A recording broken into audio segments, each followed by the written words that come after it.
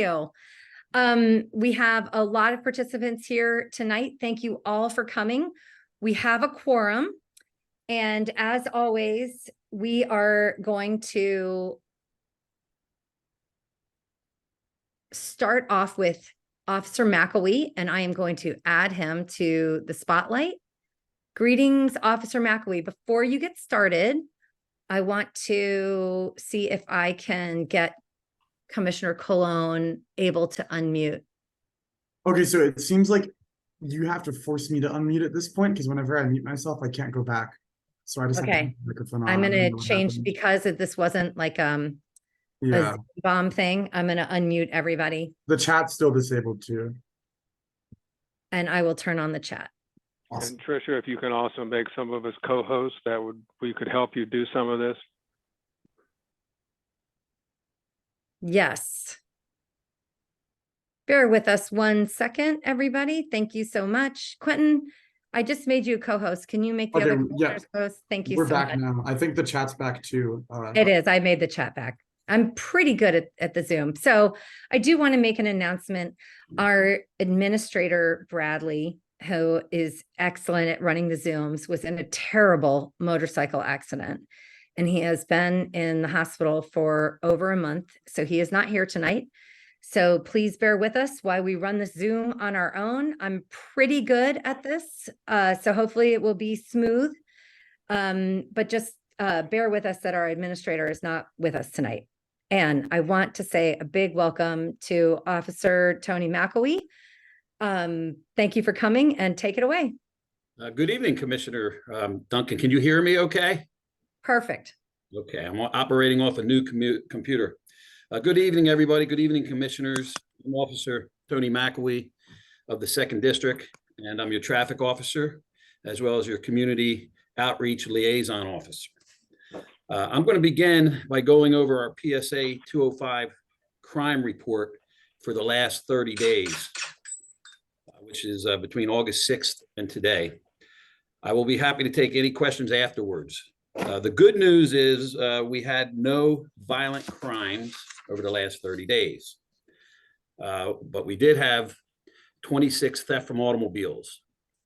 Most of them are occurring during the daytime hours, and all the incidents involved thieves targeting objects that are left in clear, plain view, such as backpacks, wallets, and construction tools. In most cases, the actors are smashing outside windows of vehicles to gain entry. MPD asks that all residents and guests please remove all valuables from plain view and to lock and alarm your vehicles. Also, please report suspicious vehicles and persons to 911, no matter how minor you may think it may be.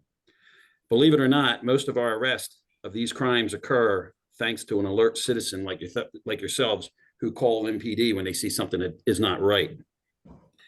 For the sake of saving time and to give our residents an idea of where these theft from autos are occurring, I'm going to provide just the locations. Again, most of these are daytime theft from autos. 3044th Street, 4500 MacArthur Boulevard, 4900 Hillbrook Lane, 5000 Lowell, 5100 block of 52nd Street, 5100 block of Palisades Lane, 4400 block of Cathedral, 4700 block of Foxhall Crescent, 5100 block of Tilden Street, 5100 block of Upton, 5000 Millwood Lane, 4800 Woodway Lane, 2700 Foxhall Road, 4200 Volta Place, 5100 Macomb, 3000 Idaho, 5000 Sedgwick, 3000 University Parkway or Terrace, 4800 block of Rockwood Parkway, and the 4800 block of Indian Lane. Obviously, you can see we've had a spike with these theft from autos in the recent 2 or 3 months. As a response to these increased thefts from autos, MPD has stepped up patrols in these areas and our crime suppression team members. Our crime suppression team members are a special unit of members that focus on certain areas of crime, burglaries, theft from autos. So they're assisting us with extra patrols. Again, as I said earlier to the residents, please report suspicious people and vehicles to help us out. The members of the 2nd District also arrested an individual named Stephen Rogers. He's a 32-year-old black male with no known address. He was arrested for unlawful entry for breaking into empty homes in the Spring Valley area and Foxhall Road, and basically taking shelter as a squatter. He is currently incarcerated for these crimes.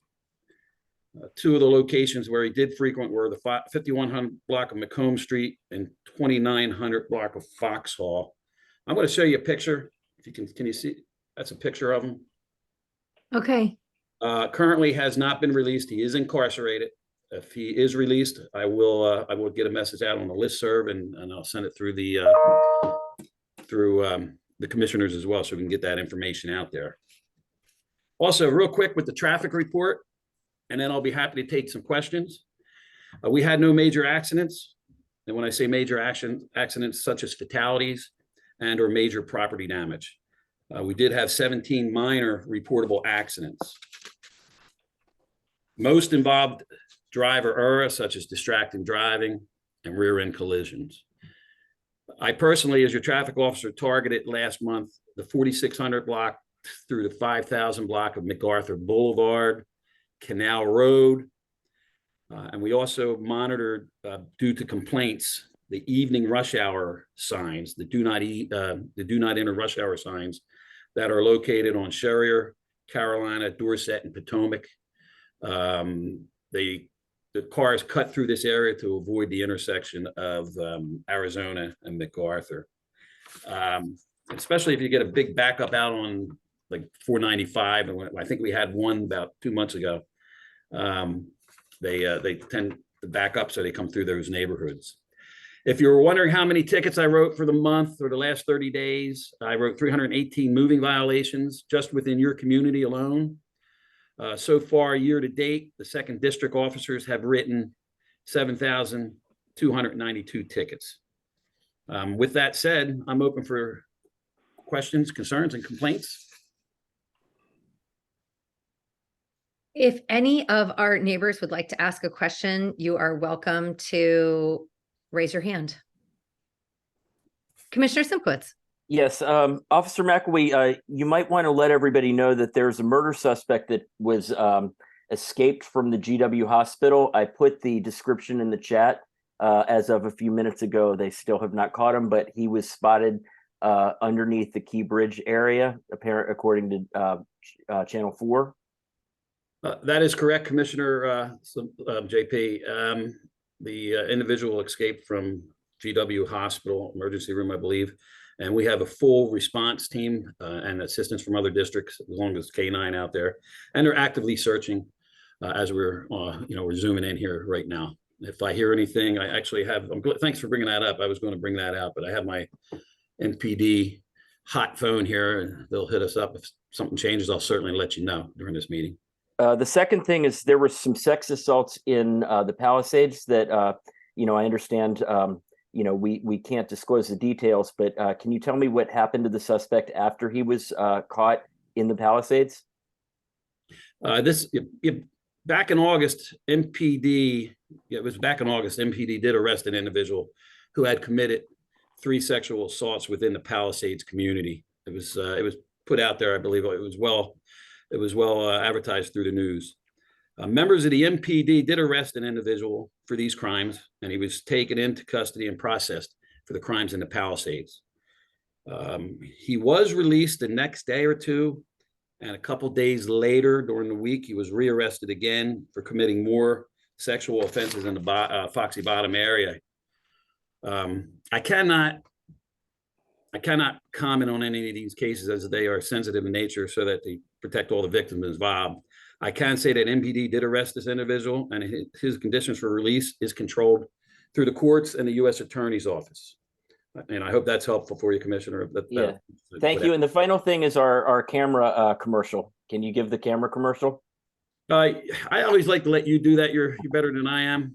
But there is a website And I don't have the website on me. Do you have that, Commissioner JP? And what the commissioner is talking about is a camera incentive program. You can basically get cameras paid for the outside of your home. And I'll let the commissioner take that over. I'll drop it in the chat, Officer McAwee, and thank you very much.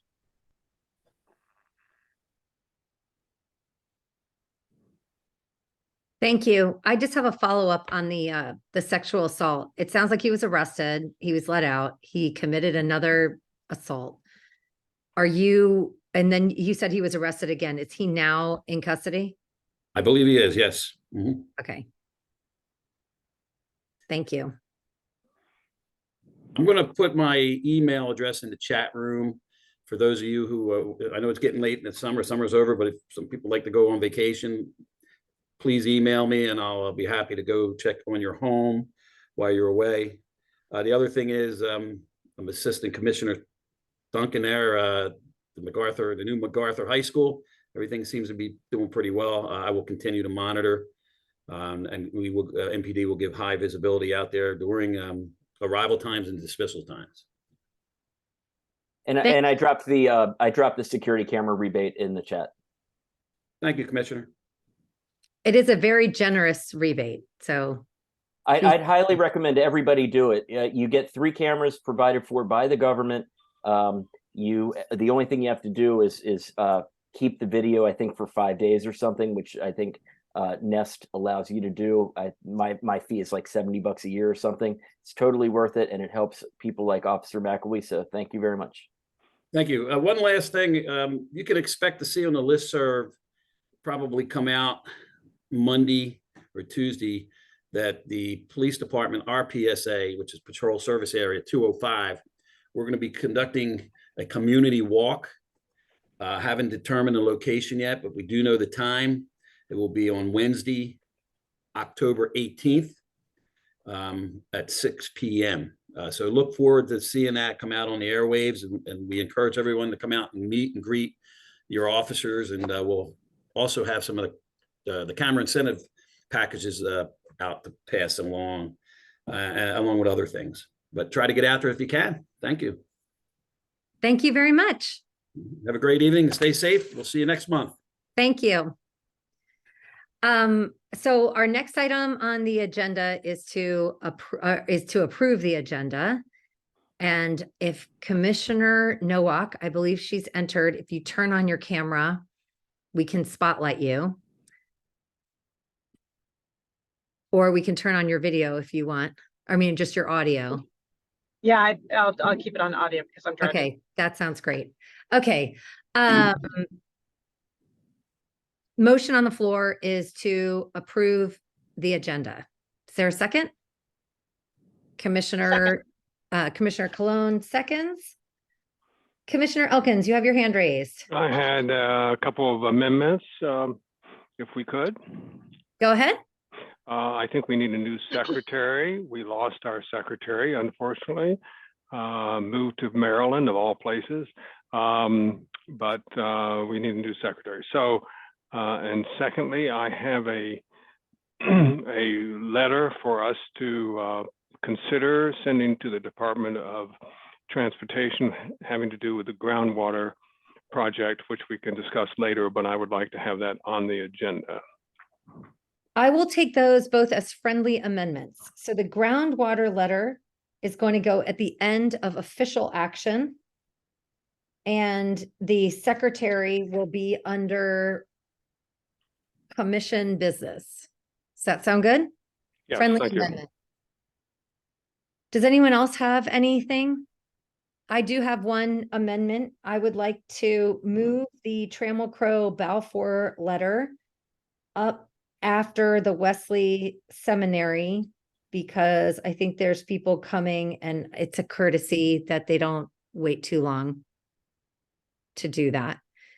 I am also deleting our discussion with Department of Building Heads Hanlon. We received word about 30 minutes ago that there was a fairly serious family emergency, and his staff told me he was very, very sorry. And they asked if he could come next month. So we are very sad that this is happening, but acting director of buildings, Hanlon, will not be with us tonight, and we will be eliminating that from the agenda. Are there any other proposed amendments? Okay. Motion on the floor is to approve the agenda as amended. All those in favor? Aye. Unanimous. Thank you. Okay, moving on is Matthew Barclay here from the mayor's office. It makes it really easy if you are here, if you turn on your camera, which I think I've allowed people to do, it doesn't appear that Matthew Barclay is here. So we are moving on to Councilmember Fruman's office. I thought that Ashley, he has a new, oh, here we go. I am going to spotlight Lauren. Hi. Hello, can you hear me? Yes, welcome. All right, fantastic. Great to meet you all. Thanks for having me tonight. Yeah, please introduce yourself. I don't think you've been to a 3D meeting before. No, not yet. My name is Lauren Lipsey, and I am the new Constituent Services Director for Ward 3 Councilmember Fruman. This is my 8th day on the job, essentially.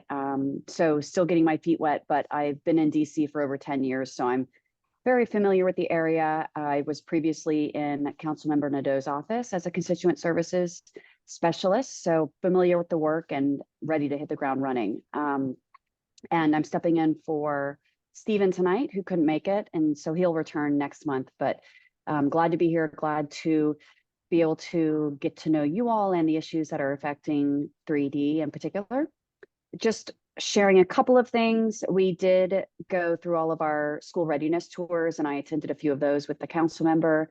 One of the issues that was raised during the tour was the HVAC system at Mann, which continued to be an issue over the weekend. And as of yesterday afternoon, window units had been put into place in the affected classrooms, and teachers and administration were reporting that this situation was drastically improved. And so we are glad to hear that, particularly in light of the high temperatures this week. And we are still awaiting a part to be able to fix the HVAC overall, but DGS is on top of it, and our office is monitoring that situation. So we're glad to see that potentially very dangerous situation was quickly addressed yesterday by DGS. And other than that, the council returns from recess on September 18th, and we're excited to hit the ground running on legislation. And our team has been at work on that over the summer. I'm going to share my contact information in the chat. I encourage any of you as commissioners, but also community members, to reach out should you have any concerns. Happy to help you walk through any issues that you're encountering. I know buildings issues are big in 3D, which is why I'm disappointed to actually miss that conversation with Director Hanlon, but I will ask Stephen how that goes in future meetings, because that is clearly top of mind. And in fact, tomorrow council staff will be attending an all-day training at the Department of Buildings to better understand what their processes and systems are. So I think that'll just help us better serve all of you. And I'm excited to learn a little bit more about just really the ins and outs of their operation over there. Are there any questions for me at this point? And like I said, I will share my contact information in the chat, and please don't hesitate to reach out. Yes. First of all, welcome to your job. Thank you for coming tonight. I've got 4 things to thank the council member for. I think he's done a Love to hear job. that. MacArthur High School, we took a tour before it opened, and I've received a grand total of 0 complaints about MacArthur High School. So I think that that's a success that we've had. The council member was successful in getting Hearst Pool open until September 21st, as well as Oxen Run Pool in Ward 8. So thank him for that. He met with Dr. Ippolito Shepard, who this commission knows as being the secondhand marijuana lady. She's been to our commission several times. He met with her and took her concerns seriously. So I thank you for that. And also he was on TV with the man problem, and he was, physically there, and really that's essential for him to do, and we thank him for that. So 4 good things. I'm usually the bearer of bad news, as everybody knows, but today I'm the bearer of 4 good newses. Thank you. Well, I am glad to be able to pass that on to him and the rest of the team. Thank you for that. Well, in the world of switching places, I think Councilmember Freeman I agree with Commissioner Simkowitz, but when it comes to the Horace Mann air conditioning thing, the fact that they made NBC and the CBS News tonight, people think that to get things done in the city, you need to go to the press. Don't blame Councilmember Freeman for this at all, because he was probably working it behind the scenes, but I think there are some people in the city that respond to negative press, which makes people go to the press. And I'm glad to see that the kids at Horace Mann are not in danger with this oppressive heat, but it is something for us all to think about. And he needs to keep working behind the scenes to get these things done without them landing on the news. I mean, we had all summer to fix this, so. Absolutely. Absolutely. And to reiterate, absolutely, we're working behind the scenes, and it's one of those situations where, yes, the press did get involved at the last minute, despite activities going on to help prevent any catastrophic situations. So appreciate that. And again, please continue to engage our office early on so that we can kind of preempt these sorts of situations going forward. Yes, I'd like all our constituents to know that Councilmember Freeman's office has been very responsive to 3D, so we really appreciate that. My pleasure. I don't see anyone else's hands raised, so we are going to move on. And thank you and welcome to the council. Thank you. Thank you very much. All right, next up are our institutions. Actually, DDOT. Is Christian Pinheiro here? Does anyone see? I do not see him, so we are going to move on. Our higher institutions, Wesley Seminary is on the agenda tonight, so we are not going to be calling on them, but I do believe that Corey Peterson with AU is here. And Corey, if you could, there you are. I'm going to spotlight you so you can be here. Welcome. Thank you. Do you have any updates for us? I do. I have one quick update that I want to share related to the Army Corps of Engineers. They are going to return to American University's campus to our old public safety building to continue the final phase of the remediation project. They should have been mobilizing this week, but the real work will begin on the 18th when they start to build out a retaining wall. I want to make sure that we're sharing some information with 3D related to the project. I have discovered a website that we have, and I'll drop a link to it, and I will get a publicly available slide deck that the U.S. Army Corps of Engineers has released to me up on there, as well as a communication we sent to our community, so that if anybody wants any additional information, they can. Happy to take questions about the project as best I can answer. So I am familiar, this is in my well, it's on the AU campus, but it's right next to my SMD. There's a big sort of pit there now. And I think that this project has been on and off for about 10 years, but they seem to be serious. I know that most of the immediate neighbors were trying to contact them individually about this project that's going on. It's my understanding that most of this is sort of chemicals and vials and things like that. We're not expecting explosive ordinances, but we're going to try and get that information out to people to be aware of what is going on. This is a problem that 100 years ago, they left for us to clean up, and here we are. It is leftover from World War I, you're right. Yes. I will drop, so if anybody would like to, the contact at the Army has been very responsive. His name is Dan Noble. I'll drop his contact information in the chat, as well as the website. And if you give me one more day by tomorrow, close of business, I hope to have it updated with the information, the slide deck, and a little bit more information. But it will have the history of what they've done over the last 5 years or so on our campus. Thank you. I don't see any hands raised. Do any commissioners have any questions for Mr. Peterson? All right, thank you. Um, Oh, Commissioner, I'd like to express my condolences for the loss of Corey's dog that he took care of, which is a very famous dog named Jack the Bulldog, and especially to Corey's son, because I imagine this must be horrible.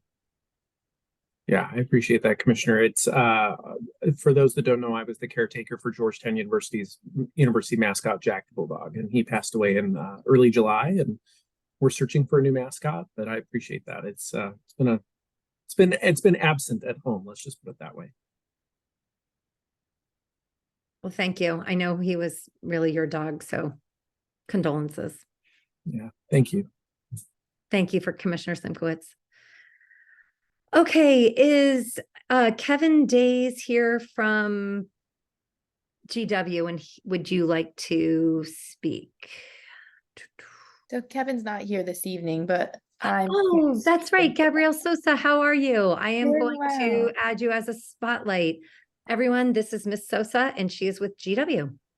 Good evening, everyone. Yes, so as she said, I'm stepping in for Kevin Days tonight, who couldn't be here. My name is Gabrielle Sosa. I'm the Assistant Director of Government Relations. I know many of you, and for those of you that are close to our Mount Vernon campus, you receive my emails for our newsletter. Just two announcements today. One, that as the new school year has started, we also have a new president, as many of you have heard. Dr. Ellen M. Gramberg joined us officially on July 1st, but her inauguration is coming up November 4th, or November 3rd, excuse me. And then the second announcement is our first Mount Vernon Quarterly Campus meeting is coming up. That is going to be September 21st at 7 p.m. We will be sending an announcement out about that tomorrow via that newsletter I mentioned. So if you are not a part of that newsletter, I highly encourage you to sign up. I'll drop the link in the chat, but that is also link is also neighborhood.gwu.edu/neighbors. And again, I'll drop that in the chat. And that's where you can sign up for the Mount Vernon campus newsletter. And hopefully you can join us the 21st for our first Mount Vernon Quarterly Campus meeting of the semester. I have a question. Do you know how many email addresses your newsletter goes out to? Do you have the data on that? I don't have that off the top of my head, but I can send that to you later on. But I don't have that number off the top of my head. It'd be in the system. I'm just interested to know about how many neighbors are, reading your newsletter. And I know that you all post on the Palisades listserv, so the Mount Vernon campus, certainly a lot of people will read what you write there. So thank you for that. Of course, thank you. Does anyone have any other questions? I'm quickly looking at the chat. Nope, those are links. Okay, if there's anyone here from Georgetown University or any of the hospitals or PTOs or local civic centers who want to say something, please raise your hand. But I am going to move on to, Commissioner Simkowitz. I can give a minor update for Georgetown, although not the official update. We're working with Georgetown on the rat problem that is caused by the excavation of a dorm that's going to be rebuilt. We have a meeting that's in the process with Mr. Brown of the DC Rat Department. I'll give you a report on that meeting next week or next month. And next month, I will also give you a report on the project, the trolley trestle bridge. We have a meeting on Monday about that. There's a big group at Georgetown comprised of students who are trying to preserve the trolley trestle. And the goal of that group is to encourage the construction from the Palisades to Georgetown campus. So I'll give you a better update next month.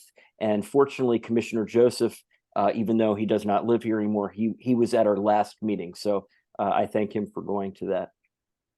Commissioner Simkowitz, would you mind if I asked you a little bit about do you know anything about the leadership, the government relations turnover? I heard that Chris Murphy has left Georgetown, as has Heidi Sue. Yes, Heidi Sue is also. So I communicate with Sherry Rutherford, who was a member of the staff, and she's been really excellent with the rat problem.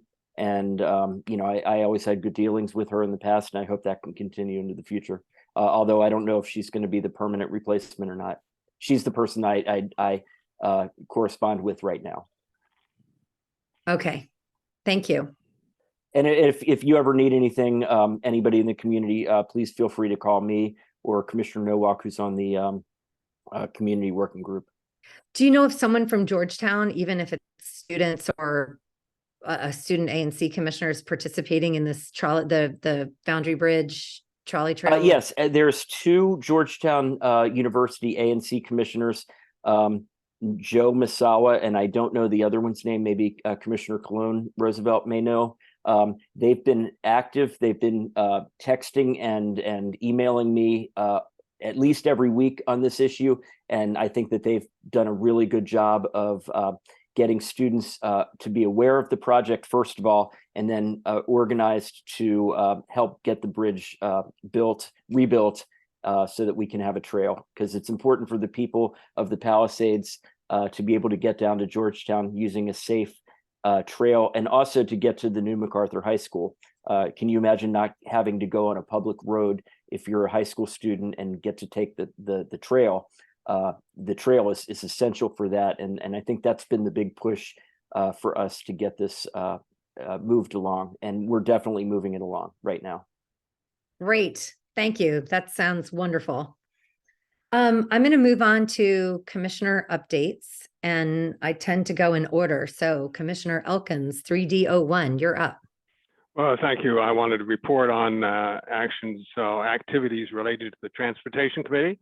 Those of you who live near New Mexico Avenue may have noticed that the bike path that's been coming for the last couple of years is being laid out and will soon be put into place. And I want to indicate that although a number of pedestrian improvements have been made as part of this project, for which we thank DDOT for doing that, there's always the danger when you have a new bike path that pedestrians stepping off the curb may not look in both directions. And so I think they're going to have some signs to remind us, but I just want to give everybody a verbal indication. Please be careful when you're crossing New Mexico Avenue for the first few times until you get used to it. Arizona Avenue bike path, I understand, is on a later time frame, so I don't have an update on that. The next meeting of the Transportation Committee will be on the 26th of September at 2 p.m. People are invited. Charles Allen of the council has invited all of us to testify at a meeting, a hearing on October 4th on the traffic safety issues, of which this ANC wrote a letter during the summer to Councilman Fruman. I think at a minimum we should submit that letter to it. I'm not sure whether we'll have testimony or not, but I would, if there is testimony, it would be consistent, of course, with that letter. And finally, there is a stormwater project underway, and Madam Chairman, if you would allow me, I'd like to ask Derry Allen to give us a 2-minute report on that, because it relates to an item that I think we should take up on the agenda later tonight about this. I am going to add Mr. Allen to our matrix here. Welcome, Mr. Allen, you have the floor. Well, thank you. Thank you very much. Some of you recall at your July meeting, July 6th, you approved a letter to DDOT about the Spring Valley Stormwater Retention Project. And for those of you who would like just a brief background on this, the origin of this is it's part of a major undertaking to protect the Potomac River from stormwater by capturing it before it gets into the storm drains that would take it down to the river, also to prevent it from going down to Blue Plains. Long history, which I will skip over there, but this is a citywide project that DDOT began, I think, last year. The activity on Spring Valley began in early 2023, but most of us didn't learn about it until this late spring. What it involves in Spring Valley is 24 individual installations, 17 of which are curb extension retention bump outs, really, from the curb to capture stormwater. There are also 7 impervious surface removal sites where they're going to be putting pervious surface in, again, to try to help stormwater percolate into the groundwater. And the DDOT did start some community outreach during the spring, but frankly, it didn't reach most of the residents until we found out about it late last spring. We created in the Transportation Committee a small subcommittee with some neighbors on it, and Commissioner Colin Roosevelt is one of the co-chairs, and from the Transportation Committee we have George Saboris, who was unable to join us tonight. During we told the DDOT people, don't try to contact people and really get this thing going during the summer, because you're just going to run into people being away. In July, the ANC did send a letter saying, please, we want to work with you on this, and we may need to do things like adjust dates of the of when comments are due to make it work with the ANC meeting schedule. Now, we talked to the engineer in charge the other day, and she told us that they plan to go out with NOI's notice of intent tomorrow, September 7th. And we're not quite sure what's going to be in them, because we asked to see them and they said, no, we don't want to release them beforehand, which wasn't really great from our point of view, because we tried to tell them we want to help them. But in particular, Commissioner Duncan and Commissioner Colin Roosevelt, who are have 3D02 and 03, you may receive those directly. I don't know if the commission as a whole will receive it, but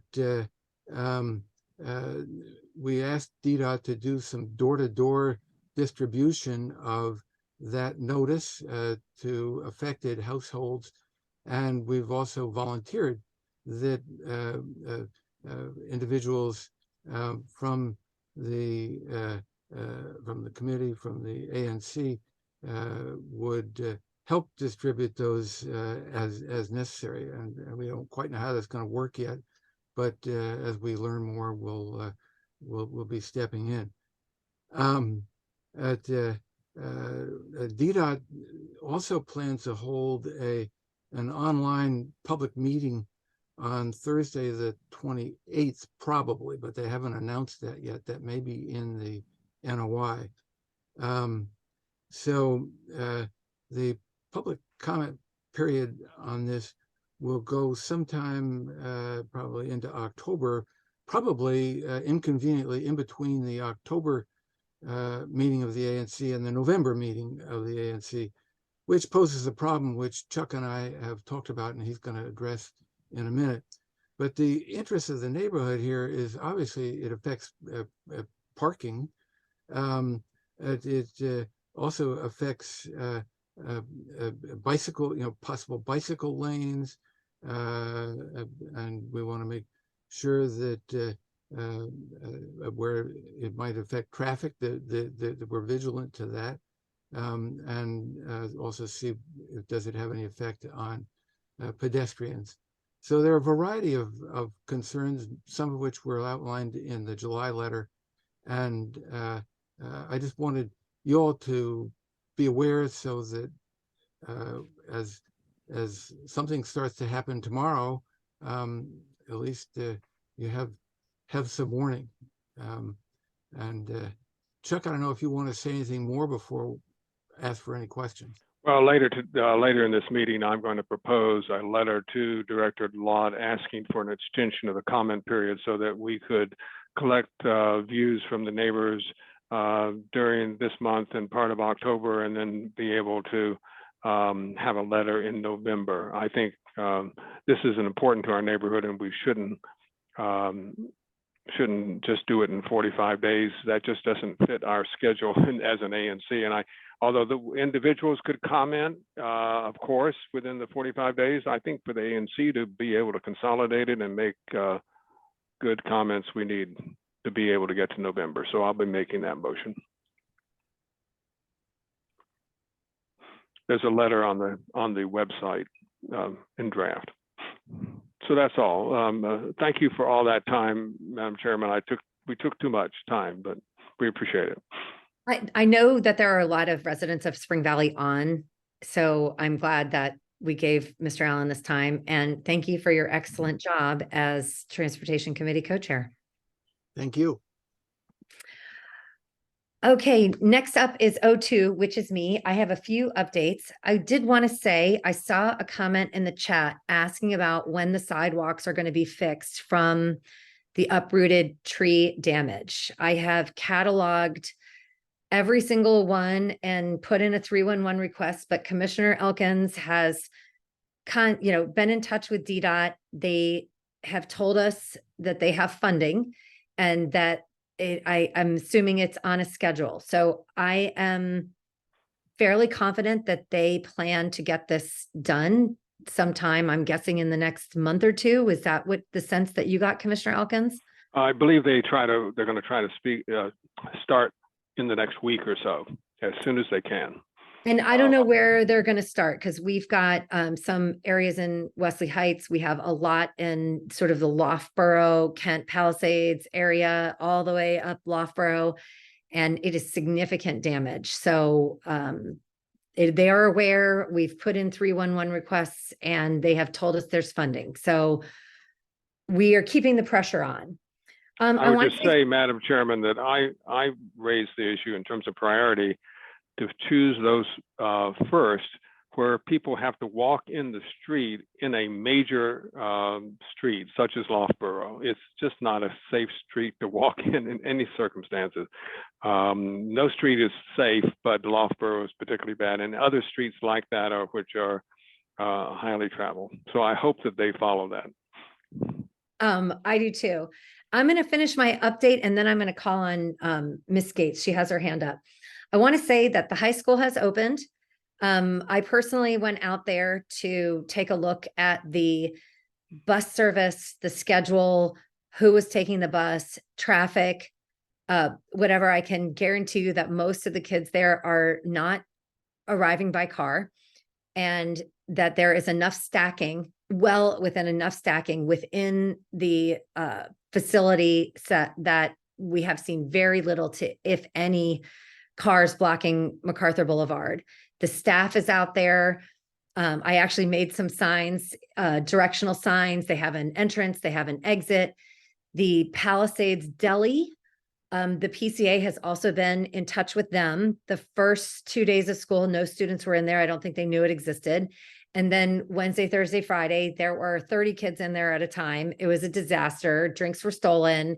And the school was on it. They have 2 deans outside and inside the deli every single day.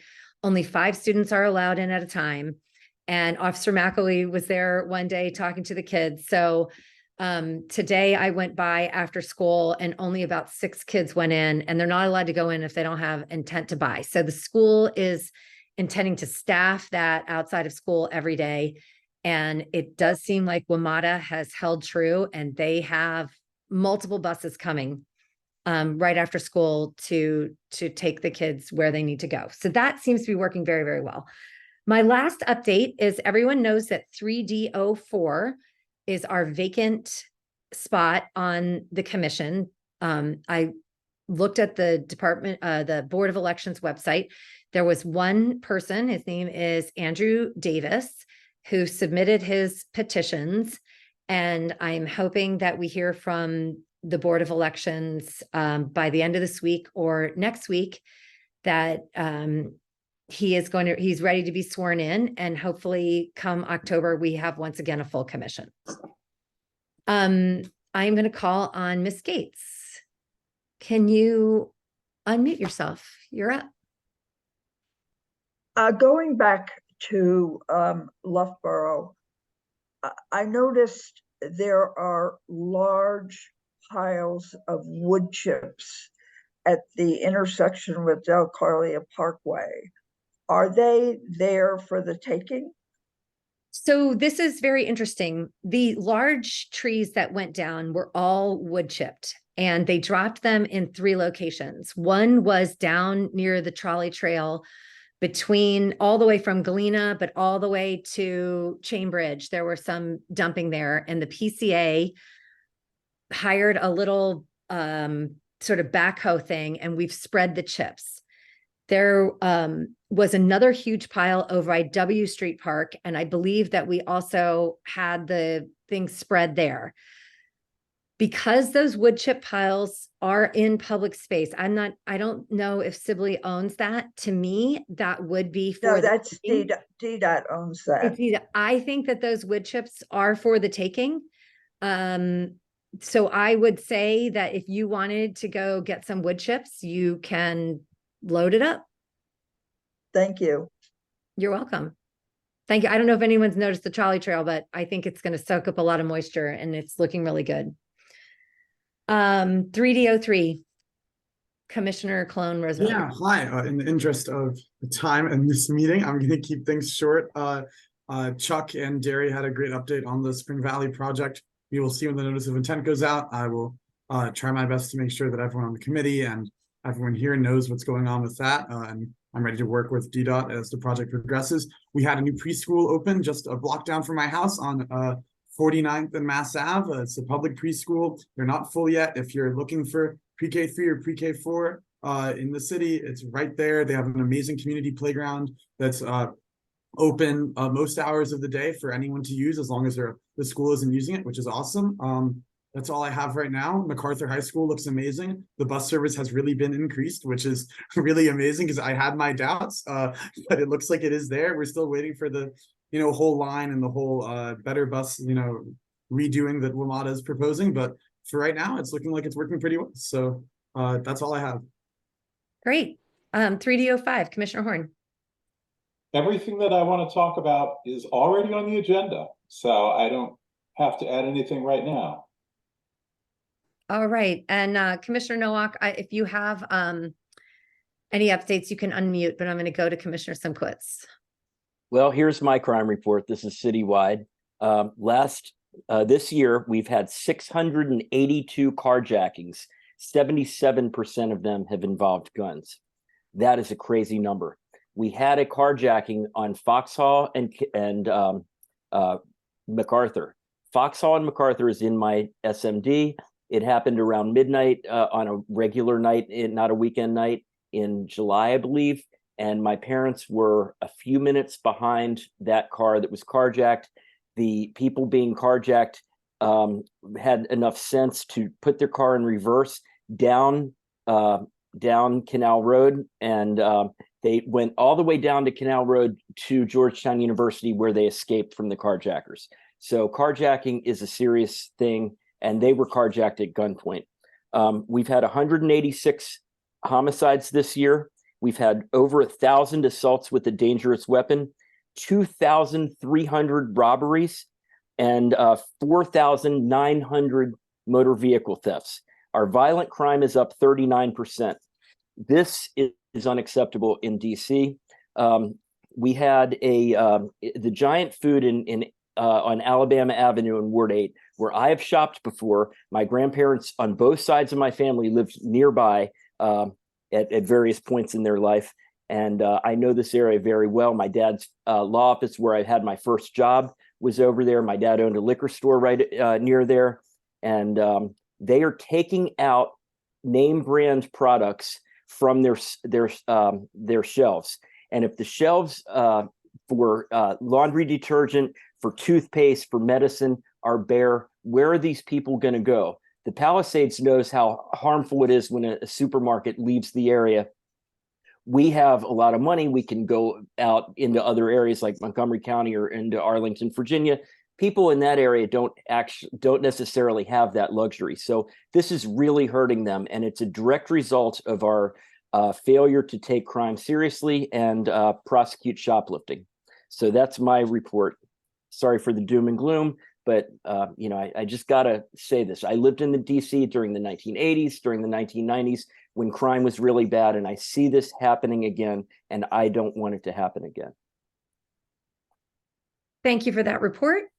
Since I haven't heard from Commissioner Nowak, I am going to move on with our agenda.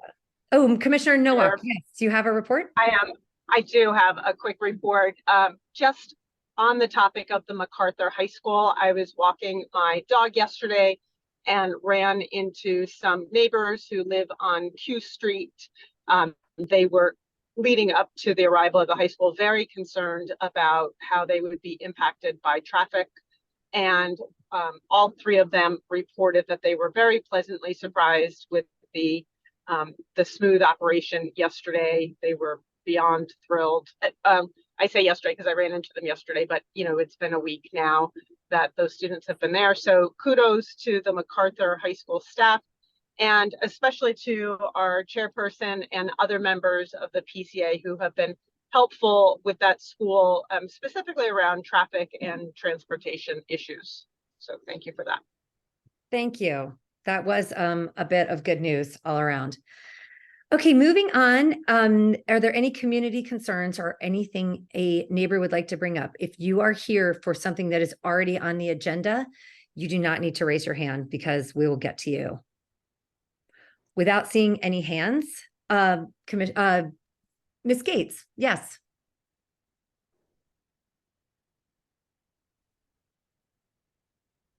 I am very concerned about the traffic at River School.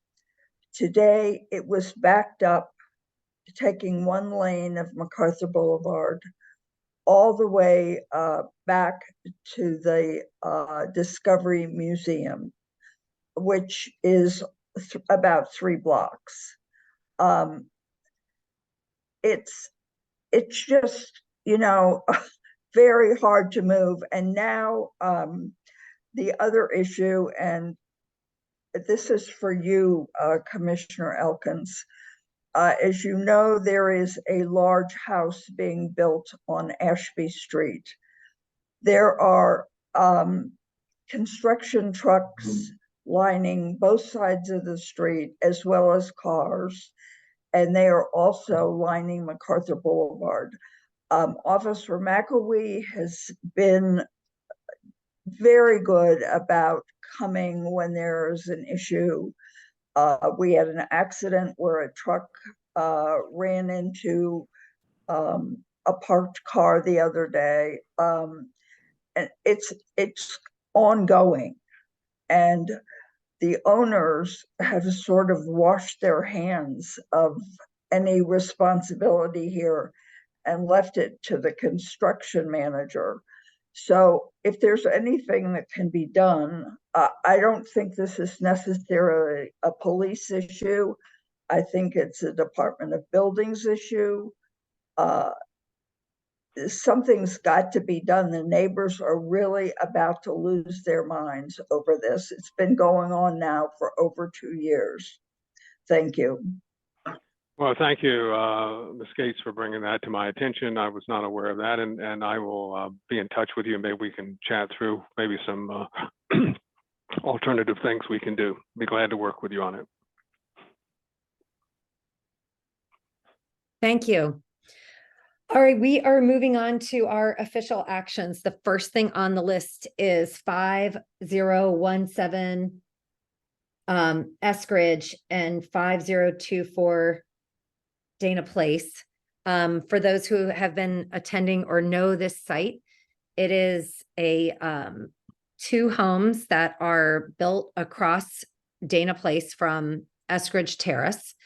There are multiple public space violations going on there. They have constructed in public land without a permit. And we have been communicating with DDOT for quite some time. I would like to, Commissioner Horn, would you mind introducing this letter? Actually, okay, hold on. Okay, hopefully all the commissioners have read this letter. Here's the state of play. The Public Space Committee took up this project back in 2019 before the homes were built, and the permit was never issued. It was sort of approved with conditions, but the conditions were never fully met and the permit wasn't paid for. Now the homes are built, and what was built there was not part of the original plans. So ANC3D has been pointing out all of these violations to the staff at the Public Space Committee, and we have been asking them for a rehearing. We need a new public hearing so everyone can see what has happened here. Not only is the stoop and the steps built in the public space, but a portion of the actual home is built off the property line. People may recall we hired a surveyor to stake out where the property line is. The facts are all in our favor. It turned out last week, I guess on the 14th, we did a letter. We were locked out of the top system for, we think was perhaps an error, but we communicated with the public space staff. We emailed them our letter, and they came back and they approved the public space permit, saying that ANC3D didn't put in their comments, which is a little bit laughable because we've sent them probably 40 emails and some official action letters. Commissioner Elkins and I stepped in. Councilmember Freeman's office was very helpful. Some other people we know at DDOT were extremely helpful, and the permit was immediately pulled. And then we were told there was going to be this big powwow of the meeting of the minds at DDOT to figure out what to do with these projects. And I was thinking, oh, I'm feeling really positive that something worked here. Well, we haven't heard anything. And so the letter that we have is, well, the letter that is up on the website now, there's a motion on the floor to approve this letter. Is there a second? Commissioner Simkowitz is second on that one. Does anyone have any comments about the tone that we're taking with this? And do we want to mention that we think there's fraud, or do we want to stick to the facts and see if we can? I think our number one goal here is a public hearing. Commissioner I'd like to go forward with the issue of fraud, and I'm not the right commissioner to talk about that. Can either Commissioner Horn or Commissioner Nowak give some facts about that? I think Commissioner Nowak would like to speak. Go ahead, Mr. Nowak. I like the letter as written for what it says. I do think that we should go a little bit farther with it. I do think that there is ample evidence to show a pattern of fraud by this developer, or a pattern of deception. And then we default to what is the DC statute for fraud. Now, as Commissioner Elkins wisely pointed out in pre-meeting discussions, we are not an adjudicatory body. I'm not asking that the ANC find that they are fraudulent, but instead that we request DDOT and the Attorney General investigate the presence of fraud and behavior by this developer, which might be illegal. I have a question for Commissioner Simkowitz, because I know you were here for that referral to the Attorney General's office for that property on MacArthur Boulevard for the block busting. I am not 100% convinced that this is the letter to DDOT that we should do this. Maybe we have a second referral to the Attorney General's office about perhaps this specific architect. Go ahead, Commissioner Well, Simcoe. you know, I think that when we did the blockbusting referral, it was included in a another resolution of some kind. Oh, it was. I don't know for sure. Maybe Commissioner Elkins, who might have a better memory than I do, how we referred it, but our referral did result in several $100,000 of fines coming back to the city because of this blockbusting. And I think that just a referral in conjunction with this letter to both, and I would change it both DDOT and the Attorney General's office. I would add a recipient to this letter, and the recipient would be the Office of the Attorney General, and let them determine. We're just suggesting that we have enough facts to support a finding of fraud. We're not making that finding, but we're letting them, who are the responsible people to make that determination, do what they have to do. So I think it's completely appropriate what Commissioner Nowak has suggested, and I would support that. Commissioner Elkins? Madam Chairman, I have the language here, if I can share it, that Commissioner Nowak has suggested we add to the letter. Can everybody see that? Yes, thank you. Do any other commissioners have a comment? Madam Chair, I just want to add, following up on Commissioner Simkowitz's point, that I think that the fraud language can be included both in this letter to DDOT and in a separate referral to the AG's office. I don't think that they're mutually exclusive. And I would encourage us to follow that on both paths.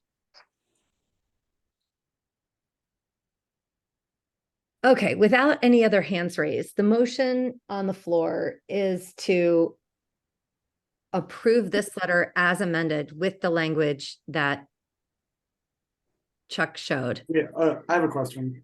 So we're Yeah. doing this language, but we're not sending it to the Attorney General. We're just putting language in there that says that we should refer it to the Attorney General without referring it to the Attorney General. I think that the friendly amendment was to address it to Lot and the Attorney So General. we'll add that to who we're addressing it to. Okay, cool. That clears everything up. Commissioner Horn? I don't have a problem with this language, but if we're voting on the final letter, I do think that there are some facts that we've developed that are not in this letter, and I wonder if we should add them.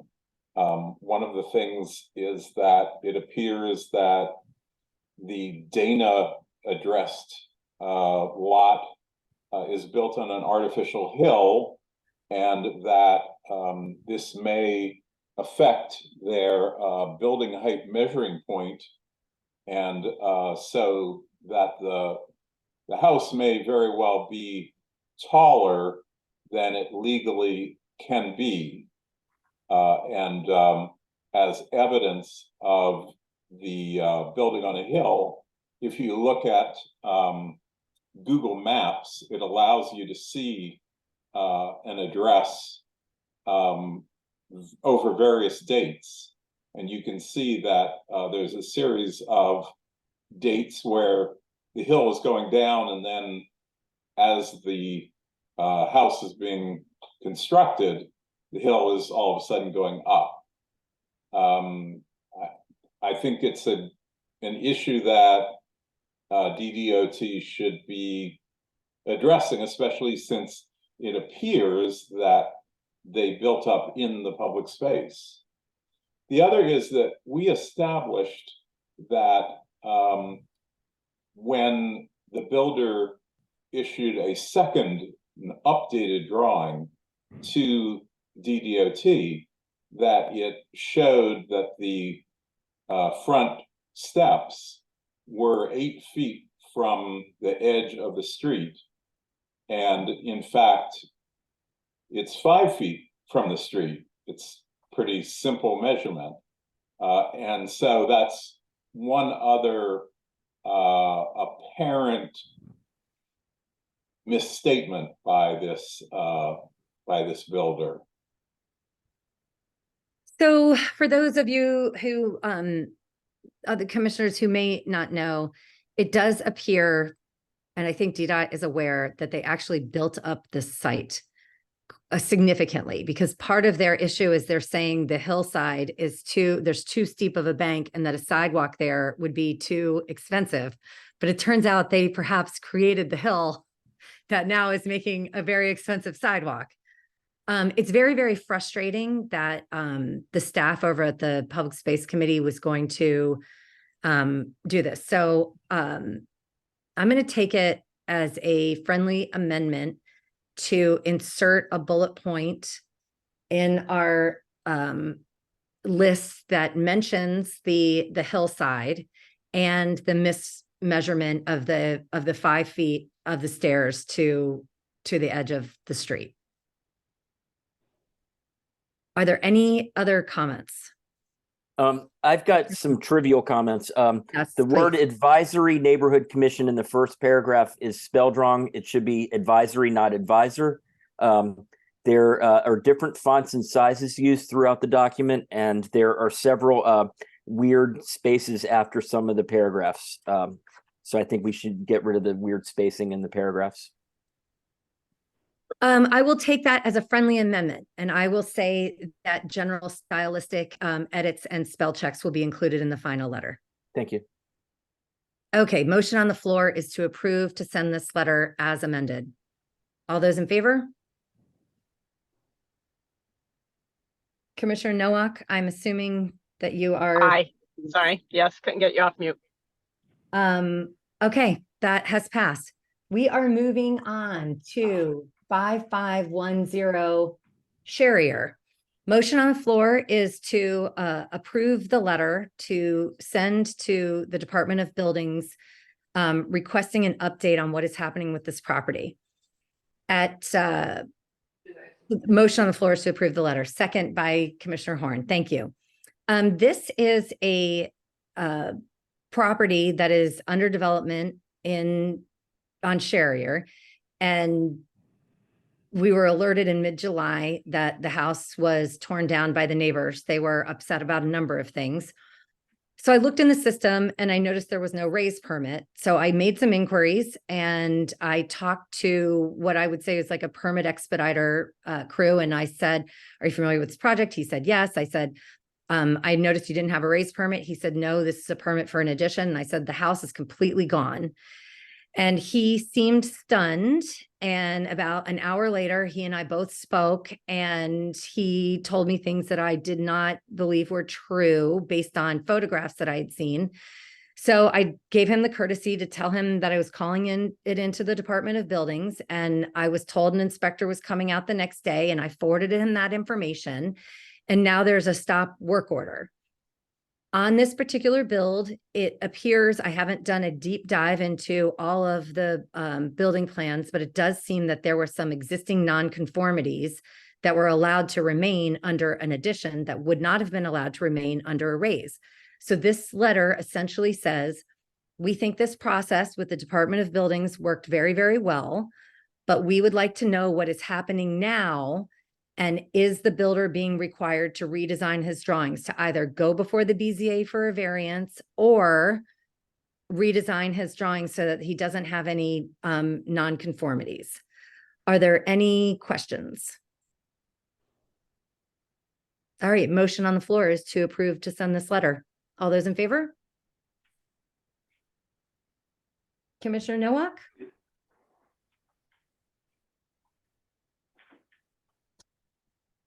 I am assuming that she votes yes, but I can't confirm that without being sure. Yes. Yes. Okay. Thank you. I would like to point out to the neighbors that 99% of the builds that go on in our neighborhood are legal, and they may seem really big and they may seem out of step, but most builders are following the rules. You can build an enormous house and make a lot of money in this neighborhood. Our ANC is concerned with public space and this raise versus addition permits where you get to keep these nonconformities. We are when we walk by, I look at building permits and the drawings are all online and we are examining them. Most people are following the rules, which is very, very nice, but the few who aren't, we're on it. And I'm sorry that the director of buildings Hanlon is not here to hear this. The next item on our agenda is the Wesley Seminary PUD. I know we have a lot of people here who are going to speak, and I am going to ask people to raise their hand, but we're going to start with a motion and then we're going to go to the discussion. So the motion on the floor is to approve the letter that was posted on our website, the draft. Do I have a second?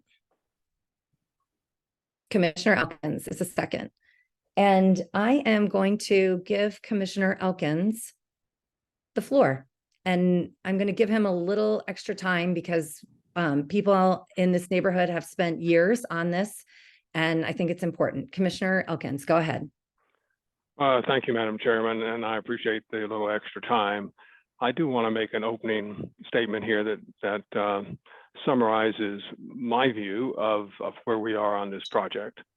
We've had a lot of discussions on the project, heard a lot of concerns.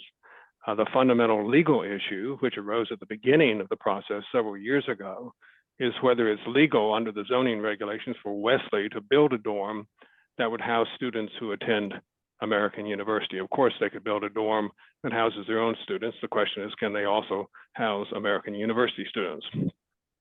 And although there are a number of additional side legal issues, this is the fundamental one.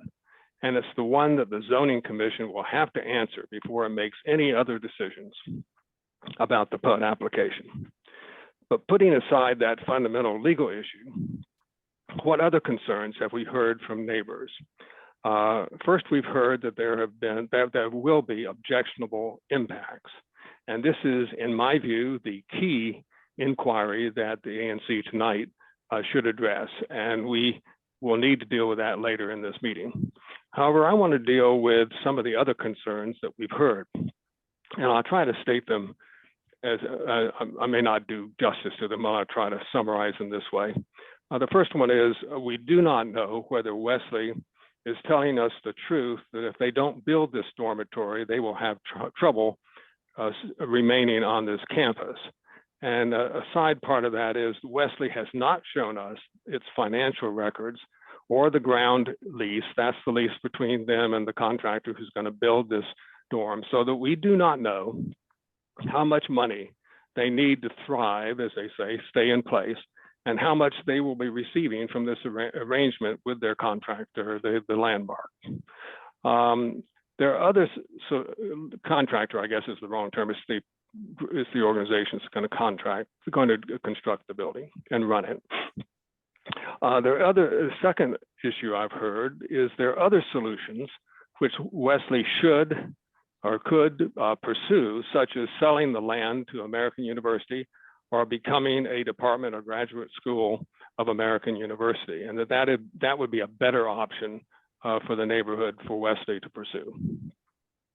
Another issue I've heard is for 60 years, this campus has been, and this I'm using the words that the Neighbors for Livable Communities has used, I think it's appropriate, pastoral, that is like a park.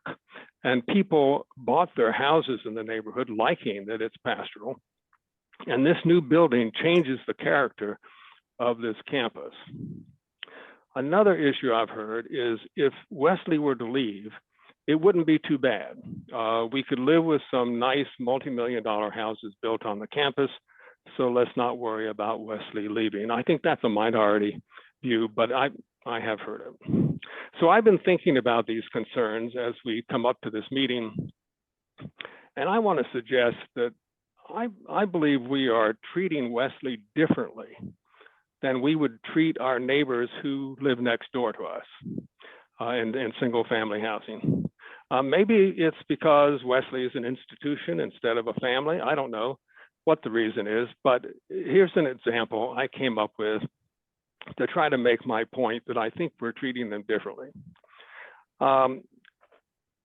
suppose my next door neighbor here in Wesley Heights comes to me and tells me that his wife's mother wants to come live with them because she's elderly and wants to live close to her daughter. My neighbor has decided that in response to this, he's going to build a mother-in-law suite off the back of his house where they now have their large open yard, and that this was legal within the zoning regulations. I respond to hearing about that as, I wish you wouldn't do that.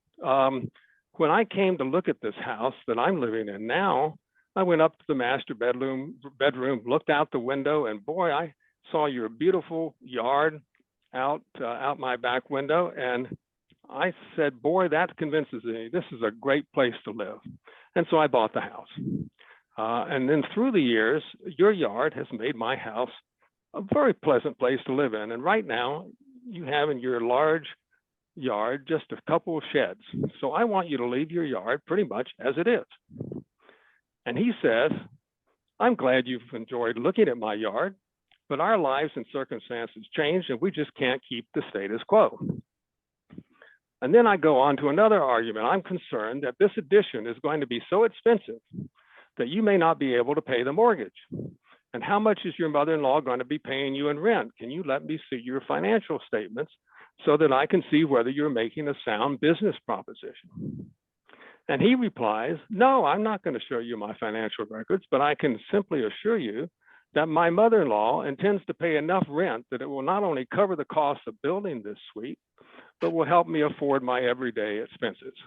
This is a good deal, actually, for me. But then I protest, but at some time in the future, your mother-in-law may die, and then you could use this addition for whatever you like, such as a game room for your grandkids making noise, or you could want to rent it out to strangers. I wouldn't like that. And he says, I assure you, I would not do anything that's illegal with this room. I say, well, don't you have any other options? What about that spare bedroom you already have? Why don't you give that to your mother-in-law? Why don't you have your mother-in-law move down to the retirement home they're building down next to the old Safeway site? You have lots of other options besides building this mother-in-law suite on the back of your house, and therefore changing the yard that I really enjoy. He says, Chuck, you're asking me to choose building my mother-in-law suite, her suite, and my wife suing me for divorce. If we can't build this suite into my current house, we will have to move to someplace where my mother-in-law can live with us. And I reply, well, I'm sorry you'd have to move, but actually whoever buys your house might keep things more or less the way they are, including your beautiful yard that I enjoy looking at. So I think we could live with that.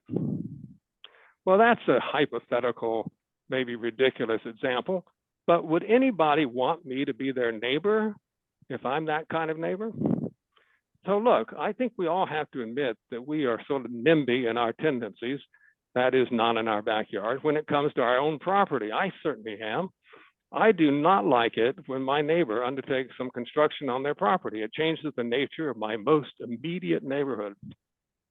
However, once we get past our initial reaction to what our neighbor is doing, aren't there two fundamental questions we need to ask? Is what my neighbor is proposing to do legal under the zoning regulations? After all, zoning regulations are designed to protect me from outrageous things my neighbor might do, but they're also designed to give my neighbor the right to change the status quo, even if his neighbors, like me, don't like it and wish he would leave it the way it was or do something more modest. And the second basic question is, will what the neighbor is proposing do some harm to my property? In some cases under the zoning regulations, but not all, neighbors have an opportunity to protest if the project is going to be causing objectionable impacts on the neighborhood. And that's the situation with a campus plan or a PUD. So that's our opportunity here with Wesley. So in this Wesley case, our draft letter that's before the commission tonight leaves it to the zoning commission to make the first decision. Is what Wesley is proposing to do, that is housing AU students on the Wesley campus, legal under the zoning regulations?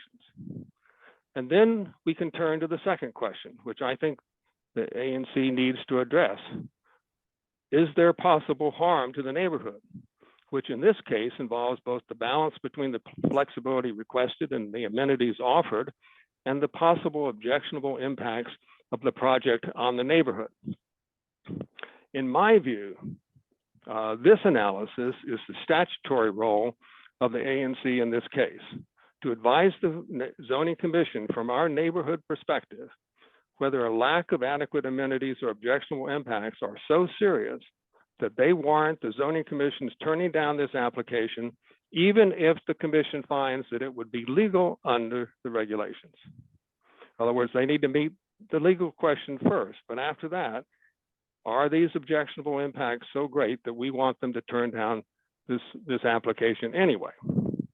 All these other concerns about changing the status quo, worrying about Wesley's financial capabilities, and telling them how they might run the seminary, and how we might not mind if Wesley left, are all concerns that I know are heartfelt, but I recommend the ANC not adopt these concerns as its own, and instead try to treat Wesley like any other neighbor of ours who wants to build something near our backyards.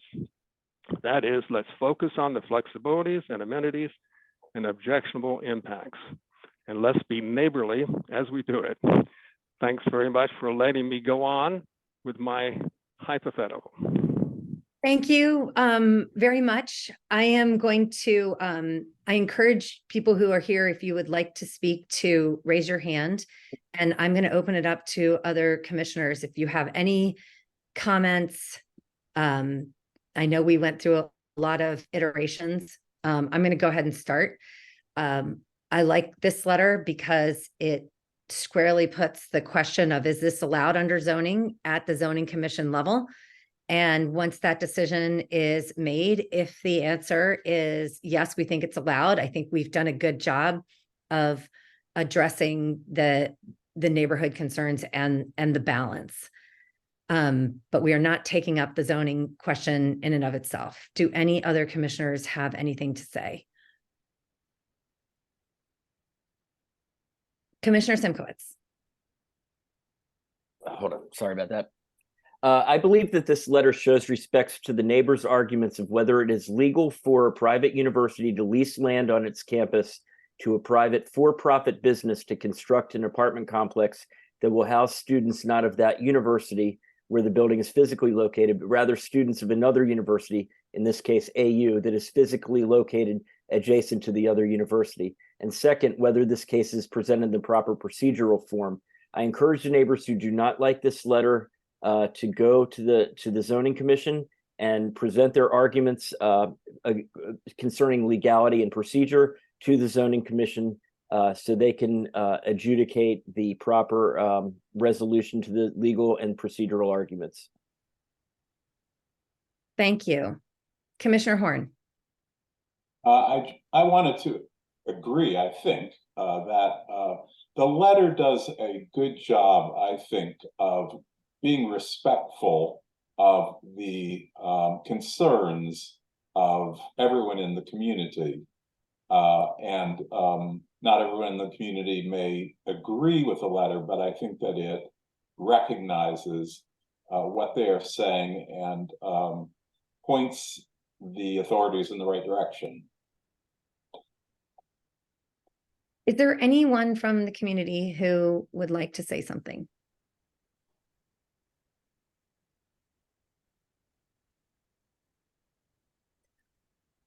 Without seeing any hands raised, I'm going to call the question. Oh, is that Mr. Clarkson? It is. Can you hear Yes. me? Yes, go ahead. Thanks. William Clarkson, Spring Valley Neighborhood Association. I think the letter is, I completely agree with what others have said about I think the letter is great. I think Chuck's analogy is spot on. And except the frustrating part is that in Chuck's analogy, the person who is opposed to the mother-in-law suite actually came out and said what were the objectionable impacts, what they felt were the objectionable impacts. In this case, so much time and effort is focused on the legal and procedural issues, but very, very little time is spent delving into and identifying specific objectionable impacts that this project would have on the community. And so I hope tonight and in next week's zoning commission, we can focus on that. Because, frankly, I have a lot of respect for the person in Chuck's analogy who came out and said, I don't want the mother-in-law suite there because I like having this open space. And that's just my opinion. And, I wish we could see more of that in this matter at hand. But thanks to the ANC, the commissioners, for all their work, and other community members for their engagement on this. Thank you, Mr. Clarkson. Commissioner Simkowitz. Yes, I took this matter seriously, even though absolutely none of my constituents care about this project in one iota. I looked at the evidence and I found that this project is going to drive 600 students from the neighborhood onto a campus, whether it's AU's campus or Wesley's campus. And usually neighbors want to drive students onto the campus. And I live next to Georgetown University, and we want to drive students onto their campus. I think everybody around the country has that very problem. And therefore, I don't find that there's any adverse impacts to the substance of this project. I think the problem that we had, and I think that Commissioner Elkins addressed it, is the legality and the procedures. But Councilmember Elkins' letter, I think, addresses those and really allows the zoning commission to address it in a way that only the zoning commission can. So I congratulate him on his well-written letter that he normally writes because of his great expertise in legal writing. So thank you, Commissioner Elkins. Agree. Commissioner Roosevelt.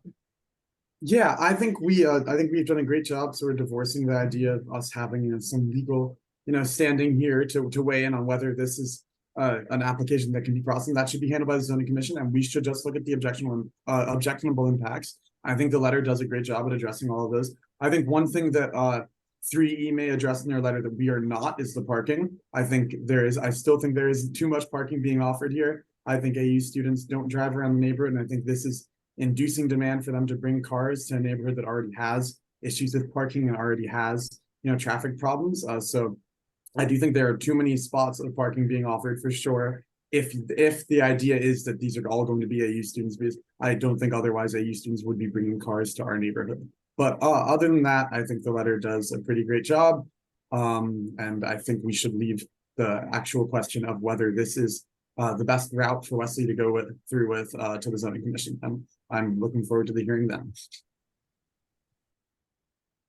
Okay, without seeing any other hands raised, I'm going to call the question. All those in favor of submitting this letter? Commissioner Nowak.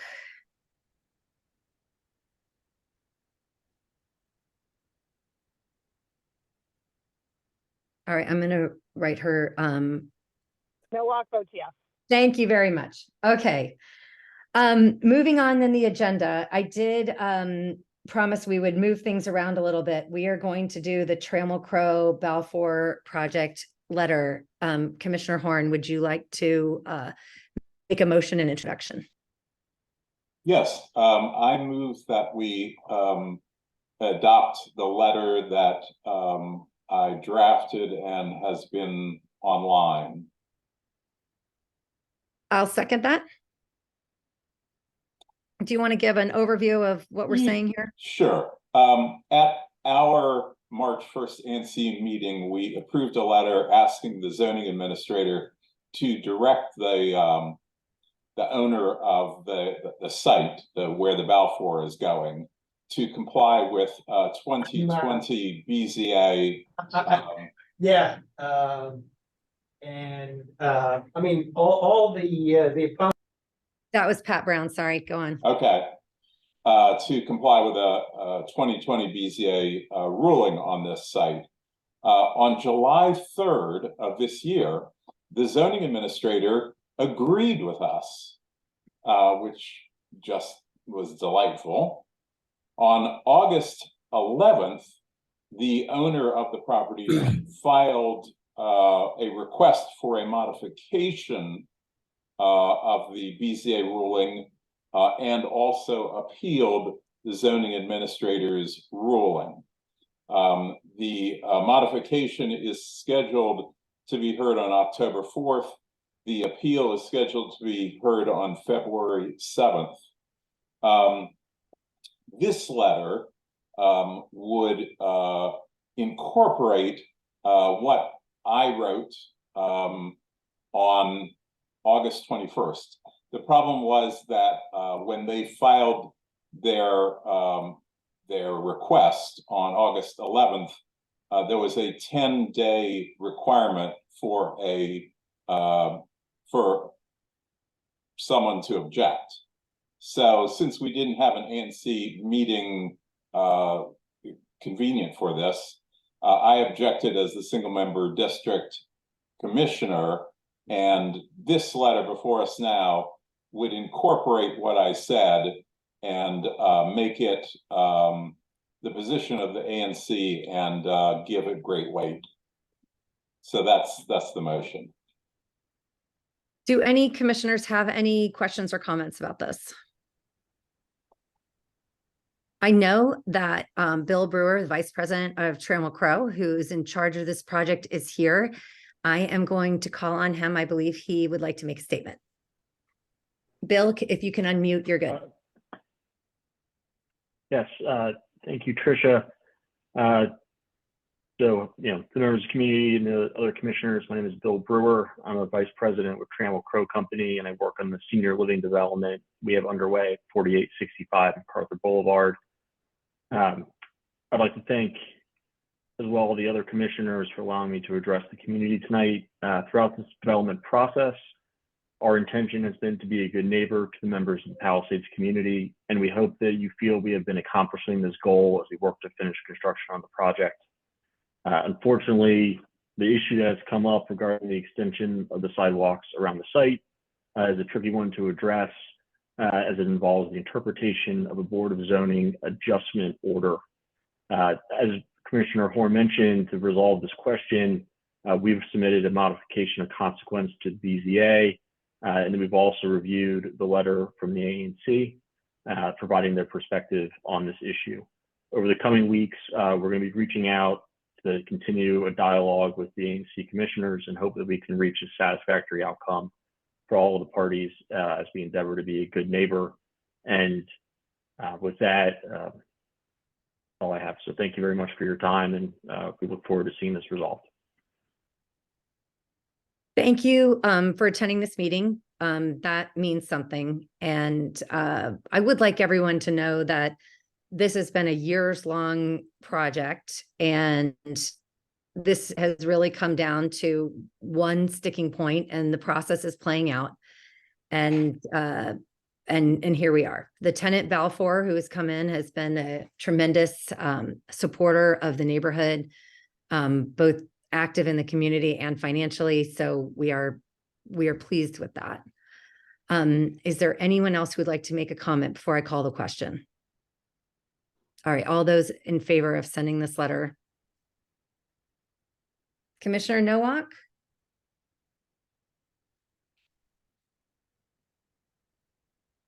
I'm going to give her a few seconds. Thank you, Mr. Brewer, for attending. Mr. Brewer, for attending me. Yes, I am an aye. Okay, thank you. Okay, thank you. Okay, we are. I am hearing an echo. I am going to mute Marilyn. There we go. Okay, thank you. Moving on, I know we have some people here for the Q Street project. And I believe that Mr. Sullivan is here. Would you happen to have a drawing handy of like site?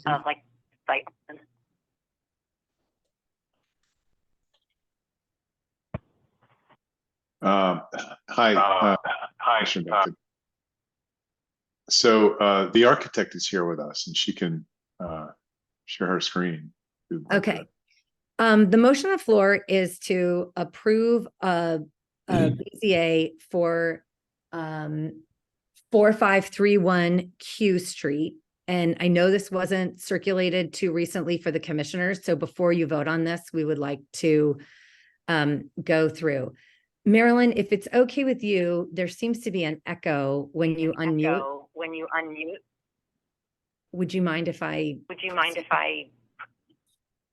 Yeah, go ahead and why don't we get started with the architect if we could, and then I just got into my office and can log on to my computer, so I think I can reestablish.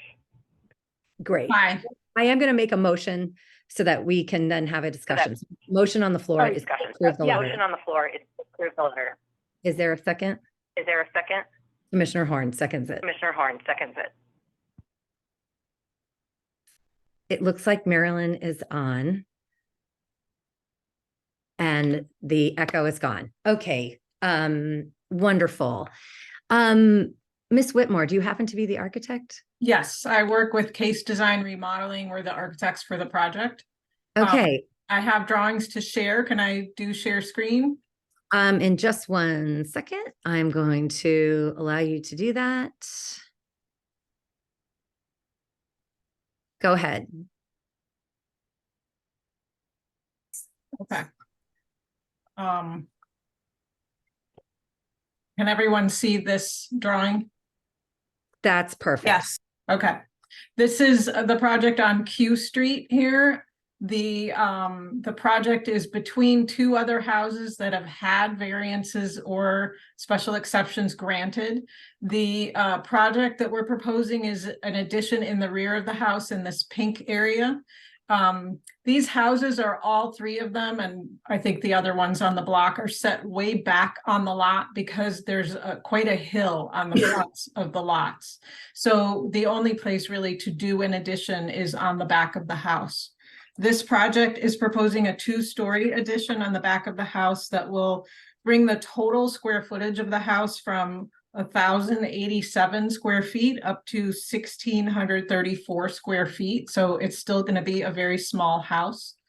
The plans show this is basement, first floor, second floor existing. We're talking about doing just a crawl space in the back, a new access to the basement on the side. One room on the back is a family room. That's pretty much all we're doing. We're remodeling the kitchen and adding an at-grade patio. And then on the second floor, we're remodeling a bathroom and adding a bedroom that's 11 feet 6 square. So not very big. The addition, this is the front of the house on the right of the page. The addition is shown on the left. This is the front of the house. Because of the hill, you'll never even see this little bit of the roof peeking up over the top. On the side of the house, facing north, we're going to have windows and French doors out to the patio. And then on the back of the house, it's just a standard 2-story addition. This is very helpful. Thank you. Mm-hmm. Can I stop sharing? You tell us? Yeah, you can stop sharing. Can you tell us what the setback in the back is going to be at the side of this addition? We are proposing 5 feet 4 inches. And what backs up to the house there? There is a, oh, sorry, I can reshare. There is a, can you see this? Whoops. Can you see this page? There is an alley back here, but it's unpaved. It's literally grass and trees. And there is a wooden fence between the house and that area. That alley actually sort of acts as an extended backyard to the houses on Q Place over here. But there's a tall wooden fence there now that we're not proposing to take down. And I saw that you had gotten, oh, Commissioner Nohawk, you go ahead. Yeah, I also want to point out, if you could, right on this drawing, it's perfect. Do you have any idea the distance of the neighbor where your cursor is right now, what their distance is to the property line? It's something in the neighborhood of 5 feet. Yeah, so I think that's relevant. I call that out to the commission, that one of the considerations for the house, for the BZA, is you know, keeping in the context of the community. And clearly this was approved as a zoning variance. I believe I read in the application, what year was it? Just recently, within the past. It's 1992. So, I looked it up. Okay. Yeah. So we are not, as we know in this commission, we deal with many McMansions that really, whether or not they start as a raised permit or as a renovation where they leave one wall, it really does overtake the whole lot and change the character of the neighborhood and the streetscape. And that is clearly not the case with this proposal. It makes the house more livable as it is, keeping the existing structure in place. It stays with the character of the community, as you know, judged by its immediate neighbor. And I believe the neighbor on the other side also has had an addition. I think it says 2004. So I don't think what they're asking for is unreasonable. And just to highlight the law of unintended consequences, I don't want to see the commission play any part in denying this request, and then at some later date, we're dealing with a new home being built that might be set 8 feet back from the property line to, you know, not have to come in front of a variance request, but substantially change the character of the street while staying within the letter of the existing zoning regulations. So I'll stop there. I have a question. Have we heard from the neighbors? We do. We have letters from the neighbors on either side saying that they are without objection. Do any commissioners have any questions? All right. Does anyone in the public are they here to comment? All right, I'm going to call the question. All those in favor of sending our approval to the BZA for this project, raise your hand. All right, passes unanimously. Okay, moving on to something feel good. This is Commissioner Simkowitz. Would you like to make a motion and introduce your thank you letters? Sure, I'd make a motion to introduce my emergency storm response thank you letters. Right now, I've got several names on there. Linda Greenan of PEPCO and several members of her team. Vera Ertem, who's the tree lady in DC, and she was extremely helpful, and a member of her team, Commissioner Fruman, and our moker, Matt Barclay. And I'm welcome to any other additions if anyone wants to make them. I would like to send one to Chris Rodriguez. He is the head of our emergency management, sort of DC FEMA. I can get you his exact title. Okay, that's fine. Any other additions from anybody, including members of the public? We should probably include Yasha. Also, I need the contact information. I can do that. Thank you. You're going to sign these letters, so I'll add them.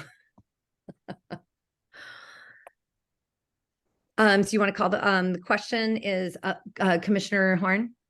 There's a comment from Nick Keenan saying, what about Avi Green for spreading the wood chips? Avi Green got a shout out. We'll send a thank you to Avi. I know that was a lot of work. We can add him too. Assuming everyone agrees. Is that a friendly amendment, Commissioner Simkowitz? Of course. All right. Motion on the floor is to send this letter to these recipients as amended. All those in favor? All right. It is unanimous. We are on a roll. This brings us to the end of official actions and to our commission business.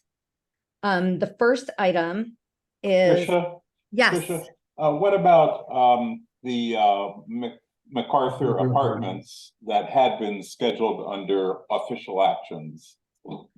I skipped that during my revising. So we are going back out of order. Thank you, Commissioner Horn. We are doing the letter for 4885 MacArthur Apartments. Commissioner Horn, would you like to make a motion and introduce this letter? My apology. Yes. I move that we adopt the letter that is on the website, but I will be asking you, Tricia, whether you'd like to make a friendly amendment. So I am all over the place today. I think I would like to remove the paragraph about the transportation committee because I'm not 100% sure how involved they're going to be in the transportation. So that would be the third to last paragraph. And I wouldn't mind, it has come to our attention that the applicant is putting in an extension to the BZA hearing for October 18th. To give us the best shot at an extension, I wouldn't mind putting that date in there that we agree with that date, unless we want to just leave it up to the BZA to also put in that date, and we'll just see where it goes. I'm not sure whether our friends at the PCA would like that date. They may want to intervene.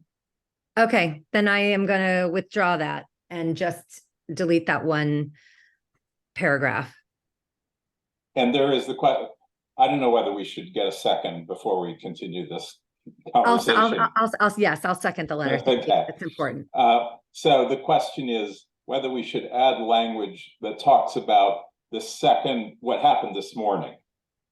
Oh, right. Okay. So and I have that language. Yes.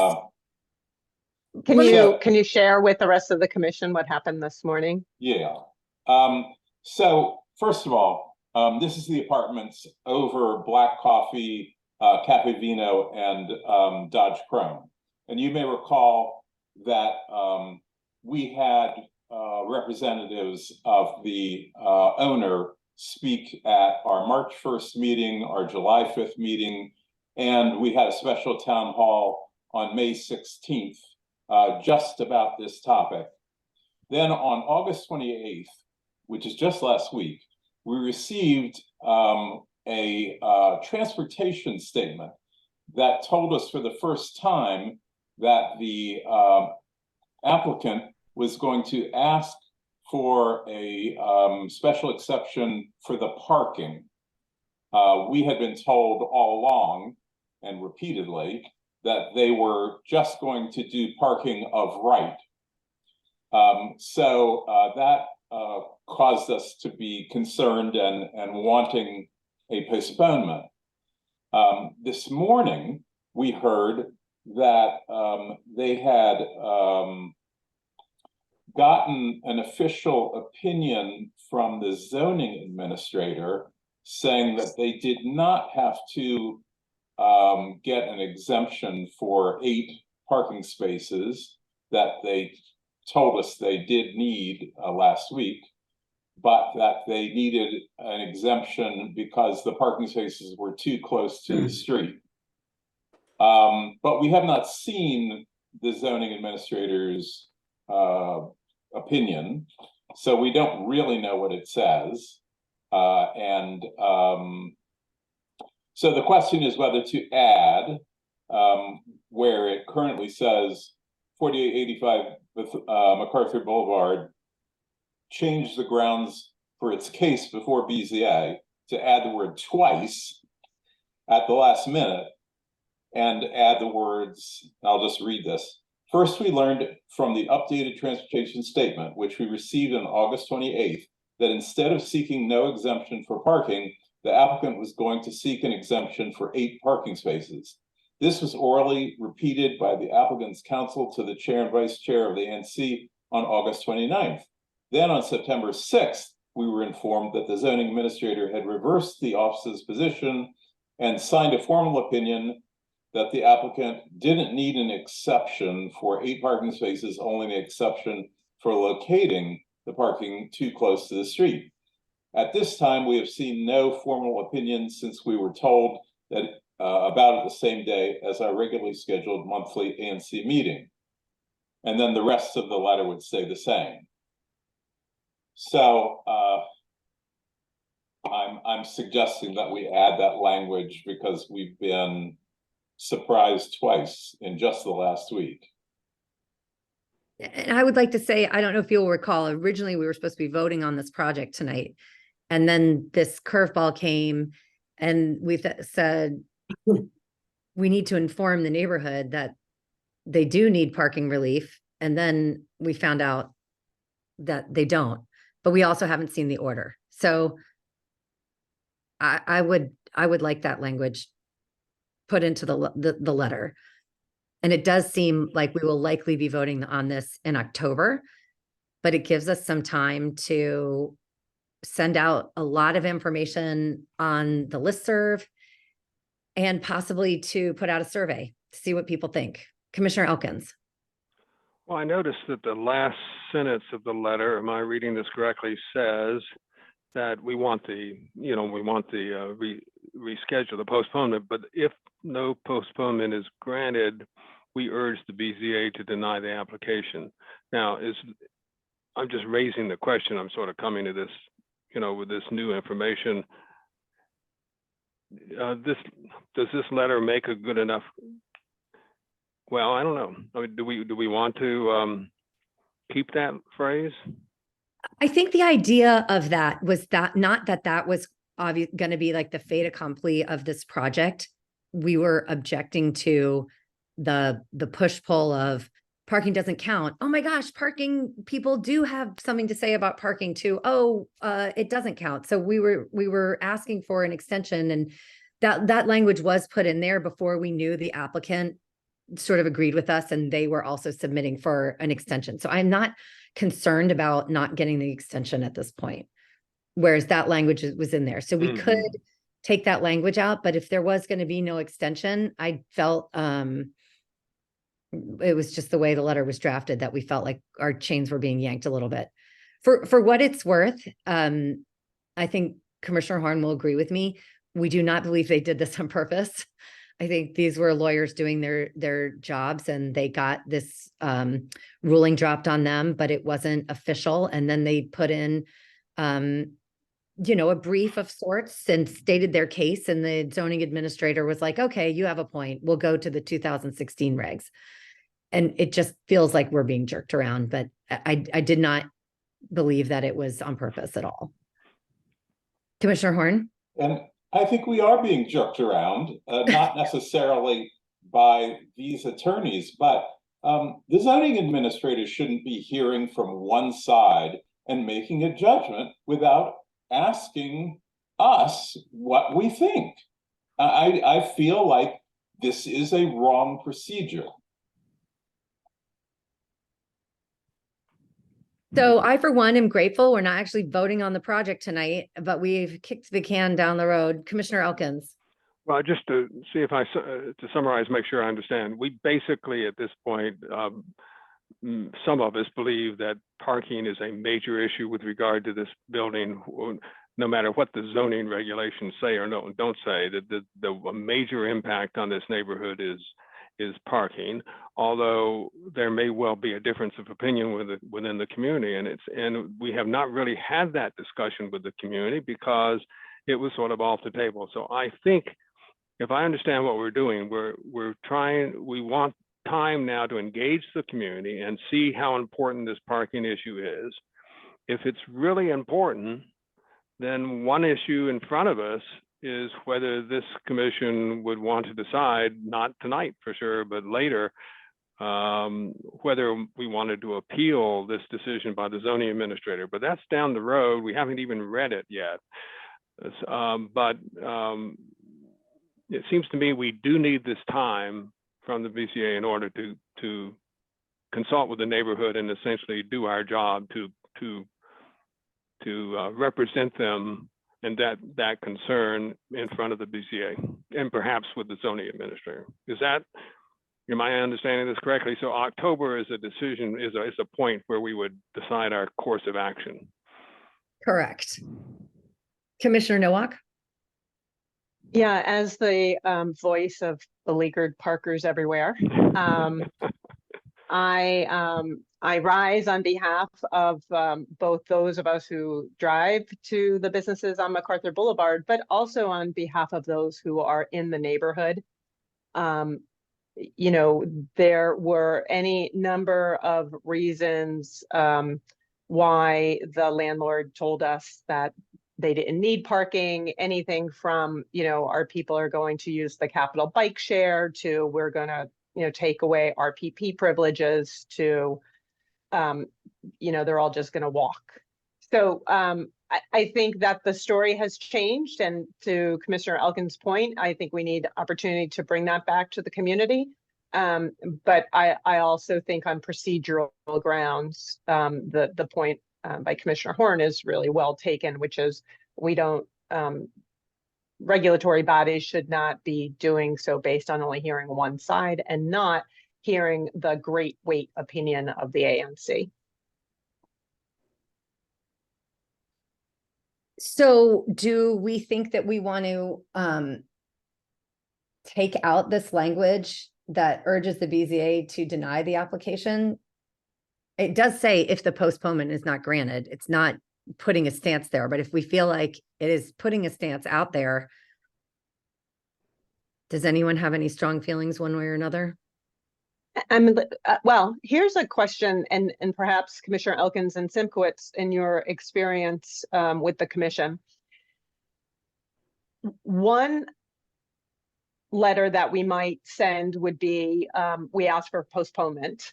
I wonder if we can have a second letter that we can approve in our pockets that would, in the absence of postponement, then be sent to the relevant parties to say it is the opinion of the ANC that we, you know, object to this. So basically, you know, have both of those opinions, vote on both of those opinions, or on letters stating those things, but not for immediate delivery on the decision one. Commissioner Simkowitz? I think that would be a good approach. I would agree with that. I have a question though. Wouldn't that essentially mean we're voting on the project? Like, I'm not ready to take a vote on this. No, it would be, as Commissioner Nowak said, it's a vote that because we didn't get the postponement, we have to take a negative position.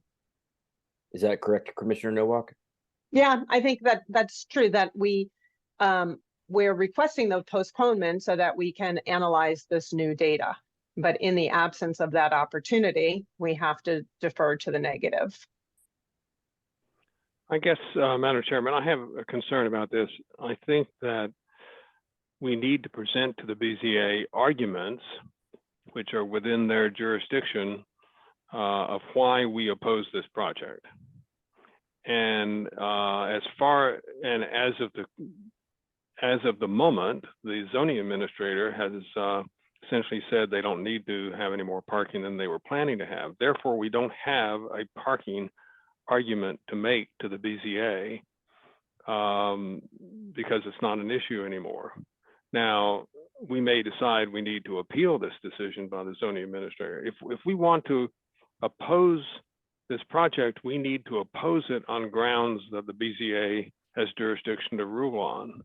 And we haven't developed that letter, I don't think. And I am worried about sending a letter that doesn't really make a legal case. I think we can make a legal case, but we haven't done that staff work because we. So I guess I'm suggesting that I think we should drop the last part of this sentence and we should ask for the postponement, and we should go forward in October with what we want to do, which is either oppose this project per se, or or appeal the zoning administrator's decision. Okay, I'm going to go ahead and make an amendment because I actually think that's a great idea, but I'm not sure everybody does. So the amendment on the floor is that we take out the last sentence, part of the last sentence in the letter that says, therefore, ANC3D asked the BZA to postpone the currently scheduled September 27th hearing in the above reference case, period. And take out. Is there a second? No. Okay, Chuck seconds it. Is there any discussion about taking this out? Because we really are not making any BZA arguments. I would say I'll vote to take it out. That's fine. I would encourage that if the postponement is not granted, that we convene a special meeting of the ANC to pull together testimony for that September 29th or 27th meeting. I'll take that as a friendly amendment. All right. Anyone else? I'm going to call the question. We are voting on the amendment to take out our stance in the last sentence. But if the postponement is denied, we'll call a special meeting. All those in. Wait, just one second. Commissioner Horn, is that a friendly amendment? And if so, can we just do this together? Yes, I accept that as a friendly amendment. All right. So, Madam Chair, I think we could just call on the letter itself as amended. Motion on the floor is to approve this letter as amended. All those in favor? Unanimous. Great. Thank you. I'm sorry that I went out of order there. Give me a second to redline this so that I get that for later. Okay. Moving on to commission business. Motion on the item that we're discussing now is the Lab School of Washington BZA hearing testimony. The motion on the floor is to approve the testimony as it is up on the website at the moment. Do I have a second? Yeah. Commissioner Nowak.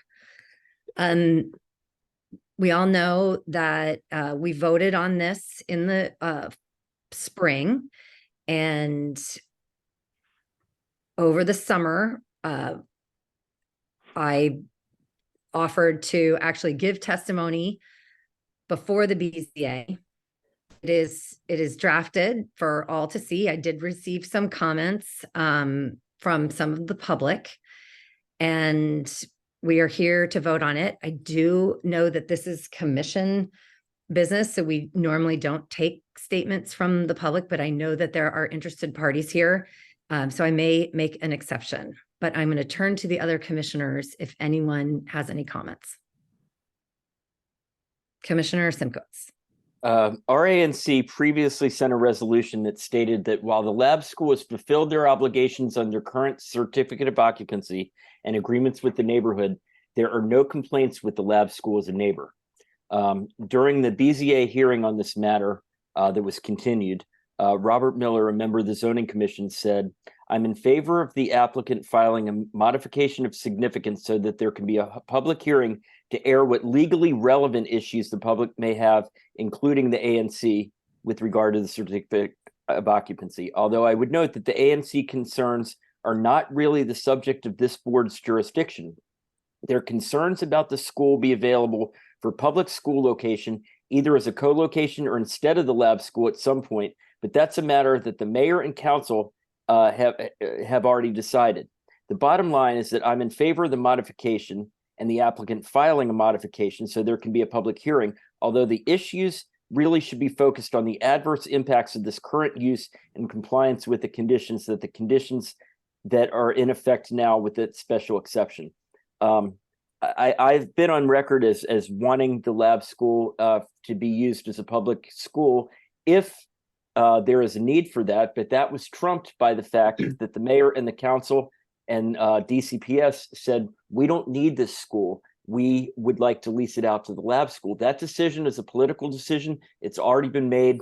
The BZA member, who's also a member of the Zoning Commission, Mr. Miller, who was appearing at the BZA hearing, he said, that's decisions already sailed. The ship has sailed, and therefore I think this letter is completely improper. Commissioner Nowak.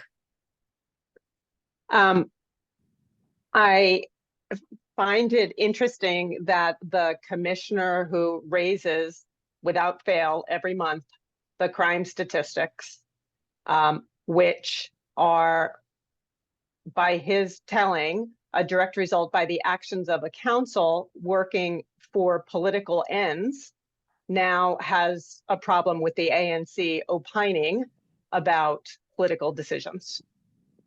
With that said, I think it is the zoning commission's prerogative to act on the council provided by the ANC or not. That is their role in this process.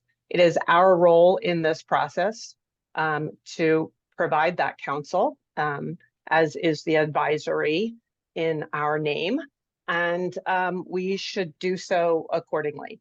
While it is true that at this juncture, the overcrowding seems to have abated, I remain concerned that that will not be the case over the course of 15 years. That's a very long time horizon. And as was pointed out by representatives of the lab school, it takes time to move a school, to fill a school, to do all of the construction related to a school. So really, we are not looking at 15 years of getting public school students into that building, if that were desire, but 15 years for the lab school to vacate, and then 3, 5, 7 years, however long it would take to get DC public schools in there. So just want to highlight that I do not want to take away our opportunity to educate public school children in a public school building for a time horizon of 20 years or more, based upon a decision made by the mayor's office without the council or review of the DC council. That part cannot be overstated. This was a lease signed in the dark of night on December 24th. I hold lab school at no fault for that. They were doing their role in advocating for their children and their campus. I blame the mayor's office and the deputy mayor of education for that. But that's where we are. And I'm just trying to make sure that we're not living with that for the next 20 plus years. Commissioner Elkins? Well, I wanted to say that I agree with Commissioner Simkowitz that the quotation he read from Zoning Commission and BZA member Miller is very important, but I think a major portion of it is Commissioner Miller assumed that there were no legally relevant matters to bring before the BZA, and he's right to send a signal to the, I believe, to the ANC that if we are serious about coming forward, we need to bring issues which are within the jurisdiction of the BZA. And I was concerned about that when I heard that from my fellow commissioner earlier on in this process. And I am now satisfied that, in fact, this testimony, in fact, answers Commissioner Miller's concern, because in my view, this testimony does make a case that is directly relevant to the BZA. The requirements, as I understand it, for certificate of occupancy are that they should not have an adverse effect on the community or on the adjacent property.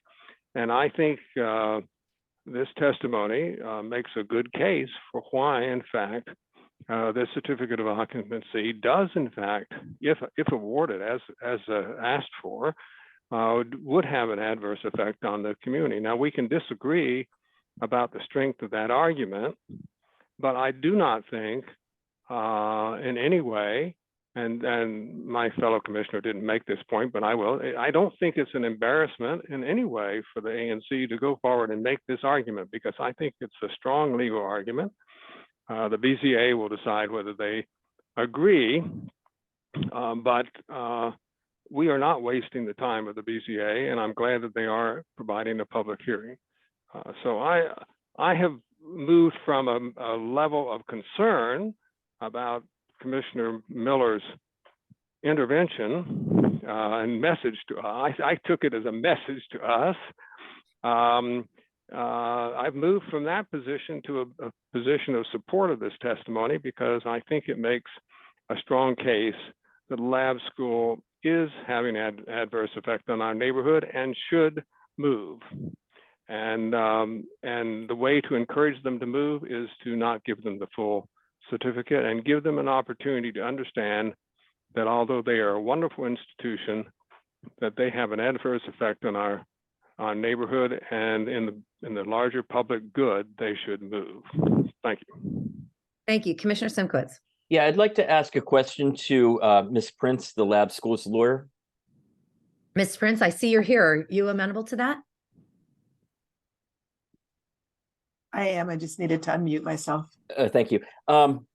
What would it cost the lab school if they were to lose their certificate of occupancy? If their certificate of occupancy would end, for example, in 7 years or 5 years, how much would that cost the lab school? You're saying if the BZA approval were only granted for 7 years? Correct. The lab would be left with the only alternative of subleasing the building, likely to a charter.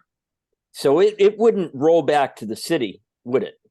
Oh, no, absolutely not. Lab has the right, Lab will control that building for 15 years unless they make a decision to terminate early. And if They the have city a, were they to have a clear right to sublease in the And if the event city- that the BZA doesn't approve. if the city were to unilaterally breach the lease, the lab school would suffer millions of dollars in damages, not hundreds of thousands of dollars, but millions. Is that correct? It would be catastrophic if they breached the lease. I mean, we'd have to find a home for 81 children. And lab would love to own their own building. Is that correct? Yeah, Kim Wargo is here. She's the head of school. I don't want to delay a meeting that's already been quite long, but I think Kim has said quite eloquently that any school. Kim, here you are. Hi. Yes, I would just echo the comments that I shared with Commissioner Duncan earlier, which is that, you know, there isn't a school that I know of that wouldn't prefer to own their own building and have control of their property so that it can be used in the manner that best serves their students and their mission and purpose. And the lab school is constantly, you know, thinking ahead to how we could, you know, at some point make that happen for our school, for our students, for the community. We are not opposed to the idea of an alternate solution, but I think as has been shared in previous conversations and tonight, you know, the process by which it takes to find a building that would be appropriate to serve our mission and our students is a lengthy one. And, you know, 15 years sounds like a long time, but it really isn't a long time in the life of a school. So, you know, I can certainly say with no qualms that we are constantly searching for long-term permanent solutions for our school. Thank you. Commissioner Nowak. Yes, back to Ms. Prince and Ms. Warga. Do the terms of the lease that you signed with the city allow for subletting? Yes, they do. And would a new school that were to come into that space be required to secure a certificate of occupancy? If you're saying if another independent, would we sublease to another independent school? I believe our right to sublease turns on whether or not we have secured the extension of the BZA approval. I'd have to look at that. So I'm not sure that we could turn this over to another independent school. We would have to, I believe we would turn it over to a school that doesn't require BZA approval, which would be a charter school. Okay. That is helpful. While I think the point is that that would return while they're not DCPS schools. I think the order of asset distribution as outlined by the council in previous discussions was DC public schools to charter schools with right of first refusal, and then to other, and then I believe to other schools, independent schools, and then to other, you know, just non-educational facilities. Thank you. Commissioner Elkins? Well, this is the first time I'm thinking about the charter school, but a charter school is something that I think we've all supported. As charter schools generally is something that I think are strongly supported in this city, and I presume, although there are lots of different kinds of charter schools, I presume that a charter school would take considerably more students than the lab school is able to take in that building because of the special education aspects, and that could in fact, a charter school in our location could in fact relieve some of the pressure that we anticipate being in our schools by the time this 7 years will have passed, and the ability to build a school after that. So I think this is not necessarily a bad consequence. Commissioner Simkowitz? Commissioner Duncan, do you contend that the lab school and/or the mayor engaged in any illegal activity in the execution of this lease? I am not under cross-examination, so you can pontificate with some rhetorical questions. You're writing a letter to the BZA. I'm asking if you have any evidence that there was any breach of the law. I would contend there was. We tried to refer it to the Attorney General because we think that there was an end runaround using the council for contracts. And this was an amendment to a lease, and they got around that rule. And so you contend that that's illegal? And the city didn't notify the council within 30 days. So you contend that that was illegal? I am not a lawyer, so I don't know the law, but I do know that we asked Mary Che's office to ask the Attorney General if it was appropriate. Their office sort of declined to answer, according to Ms. Che. And that's because there was no illegality there. No evidence of illegality. Well, it's a factual matter. How about you ask me about the testimony? I am not under cross-examination by you. Well, you wrote this letter, and there's a lot of people that are irritated about you writing this letter. I don't say the it letter was doesn't illegal. purport illegality. Well, it infers that. It doesn't purport it. It infers that there's illegality.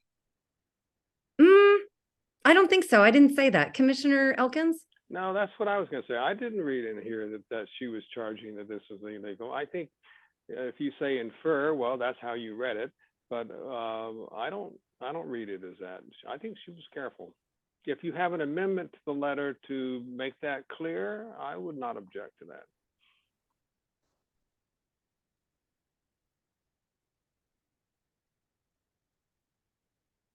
Are we ready to call the question? I think you're muted, Commissioner Simkowitz. I believe that the public may want to opine. The public in the lab school may want to present some kind of testimony. This evening, I'm assuming they're going to testify at the hearing. No, but before us, before we vote, there should be some kind of public comment if anyone wants to make it. If anyone would like to make a further comment, please raise your hand or just unmute. Ms. Prince. I would just add, the ANC seems to have focused on a past action, the execution of the lease as an objectionable impact, which is an interesting perspective, and we're going to have to agree to disagree on that. But the standard is noise, traffic, number of students, or other objectionable conditions. And I think this ANC has heard from immediately affected neighbors that there are no noise, traffic, or number of student-related issues. In addition, I think this ANC has heard that every condition in the order has been honored and that the regular community meetings have been held, even during COVID. So while I understand the ANC's longstanding frustration, as I said to you, Trish, when we met earlier, the ANC has been successful in limiting the length of this lease. In 2016, the council adopted a lease that was a 50-year extension. The mayor never signed it. It didn't move forward.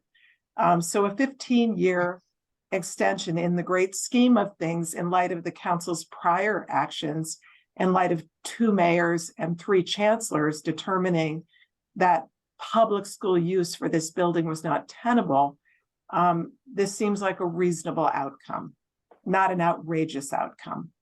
15 years is a very, very short time in the independent school world. And we discussed that at the meeting as well. So as I've said to you before, we're just going to have to agree to disagree. But I would draw attention to the fact that the standard that we need to meet, there's no evidence in the record of violating that standard on the basis of noise, traffic, or number of students. And I would argue that a past action of the amendment of the lease, it's already happened. It is not an objectionable condition. It is a fact. It's a fact that controls the property. So I just wanted to state that for the record. I do state in the testimony that this is unusual, and I am certain that your arguments at the BZA are going to be heard by them. But thank you for that. Mr. Keenan, you're up. Thank you, Commissioner Duncan. I feel that some of the things that Ms. Prince just said are factually incorrect, and I would like to correct the record. First of all, to the contention that that only zoning, traffic, and noise are affected, the current variance agreement has language which lab agreed to that says the lab school shall host public meetings at least once every 4 months to discuss any matters of concern to the community regarding the school and to discuss possible measures for addressing such concerns. Words mean what they mean. Any matters means any matters. Lab has refused to discuss with its neighbors how this lease came to be. This is a matter of concern. They have not complied with the terms of the variance that they agreed to when they moved into this property. I also want to give a little bit of a history lesson to address this claim of, 15 years is not very long in the independent school business. This school closed as a public school in 1996. It had been a public school for 60 years up to that point. In 1998, the city leased it, and they had originally planned to sell it, but they encountered so much resistance from the neighbors to the idea that we would be losing our public school that instead the city decided to lease it. The original lease on this property was for 10 years. And then there were the option, both on the part of the tenant and on the part of the city, for 3 5-year renewals after that 10-year period. Lab moved in. Lab was not the original tenant. Lab moved in 2007 in year 9 of the first 10-year period. Up until the current renewal, Lab has never had more than a 5-year term on this property. And that is, again, what they signed up for. So the contention that they can't possibly be there for less than 15 years, well, they agreed to stay there for no more than 5 years, 3 times already. Thank you, Mr. Keenan. A lot of hands are raised, but thank you for that. Mr. Clarkson? Yeah, thank you very much. Just this is a question for the lab school.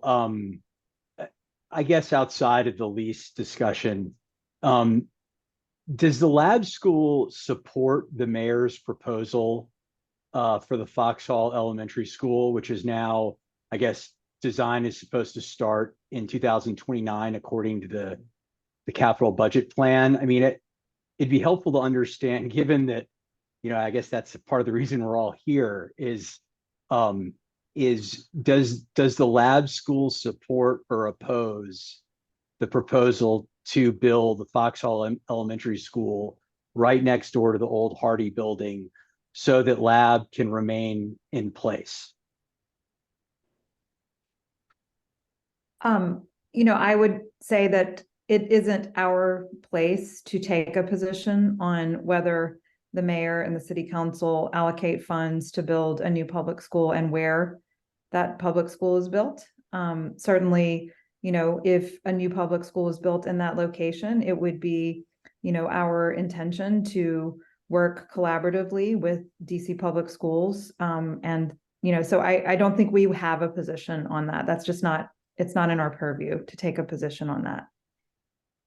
Even though it's like, right, it would be like adjoining to the old Hardy Sure. building. I think that's one of the challenges of not owning your own property, is you're not in control of that property, and the city has the right to do, what it feels is correct for the children of the public school system. And it wouldn't be an appropriate thing for us to take a position on that. We would work, as I said, to be collaborative neighbors if such an incident, if that does happen.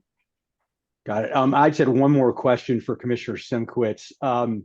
In June of 2021, and I dropped this in the chat and included some excerpts. Commissioner Duncan, remember your rules. You can't ask a commissioner a question. He doesn't have to answer. He doesn't have to answer your questions. I'll be happy to answer anything. You have to follow your own rules. So, all right. Well, I never shy away from an answer.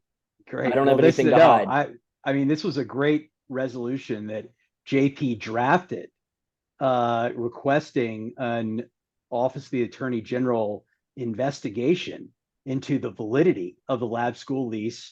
I've dropped the link to the JP's ANC resolution from 2021 in the chat, and included some really great excerpts that really strongly worded.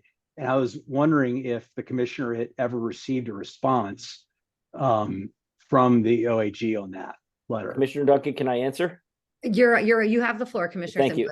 I really wanted that addressed by the Office of the Attorney General, but unfortunately I couldn't get a single second.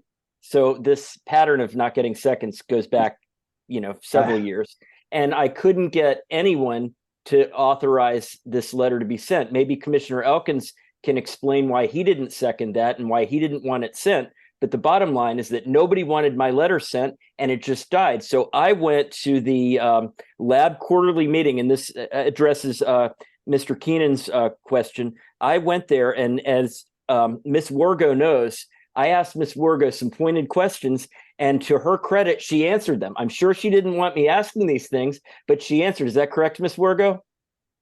I did my very best to answer them. And she answered it, I can honestly state, she answered them truthfully and honestly. And, the answers are what they are.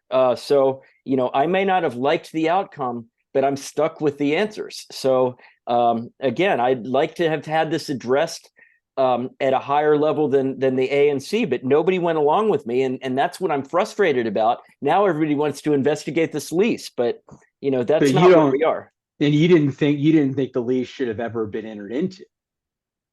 Well, I personally didn't, because as everybody knows, I wanted this returned to public use, but I lost that battle. And I was with Commissioner Duncan on that. We lost. I mean, it is what it is.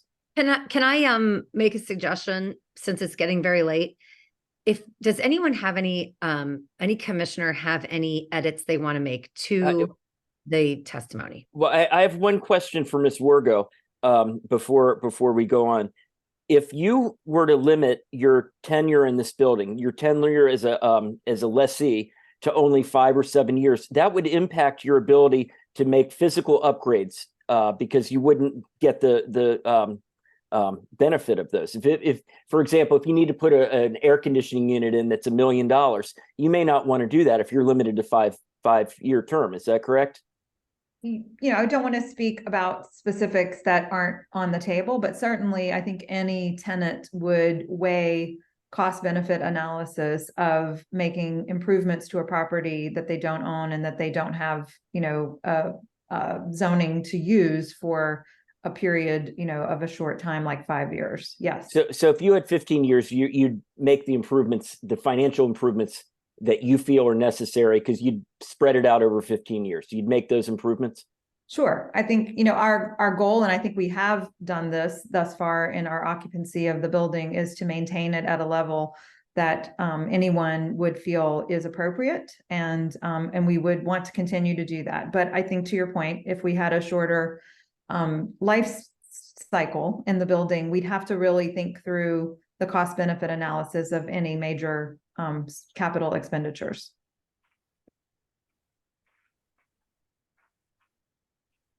Thank you everyone for coming and engaging in a very civilized manner.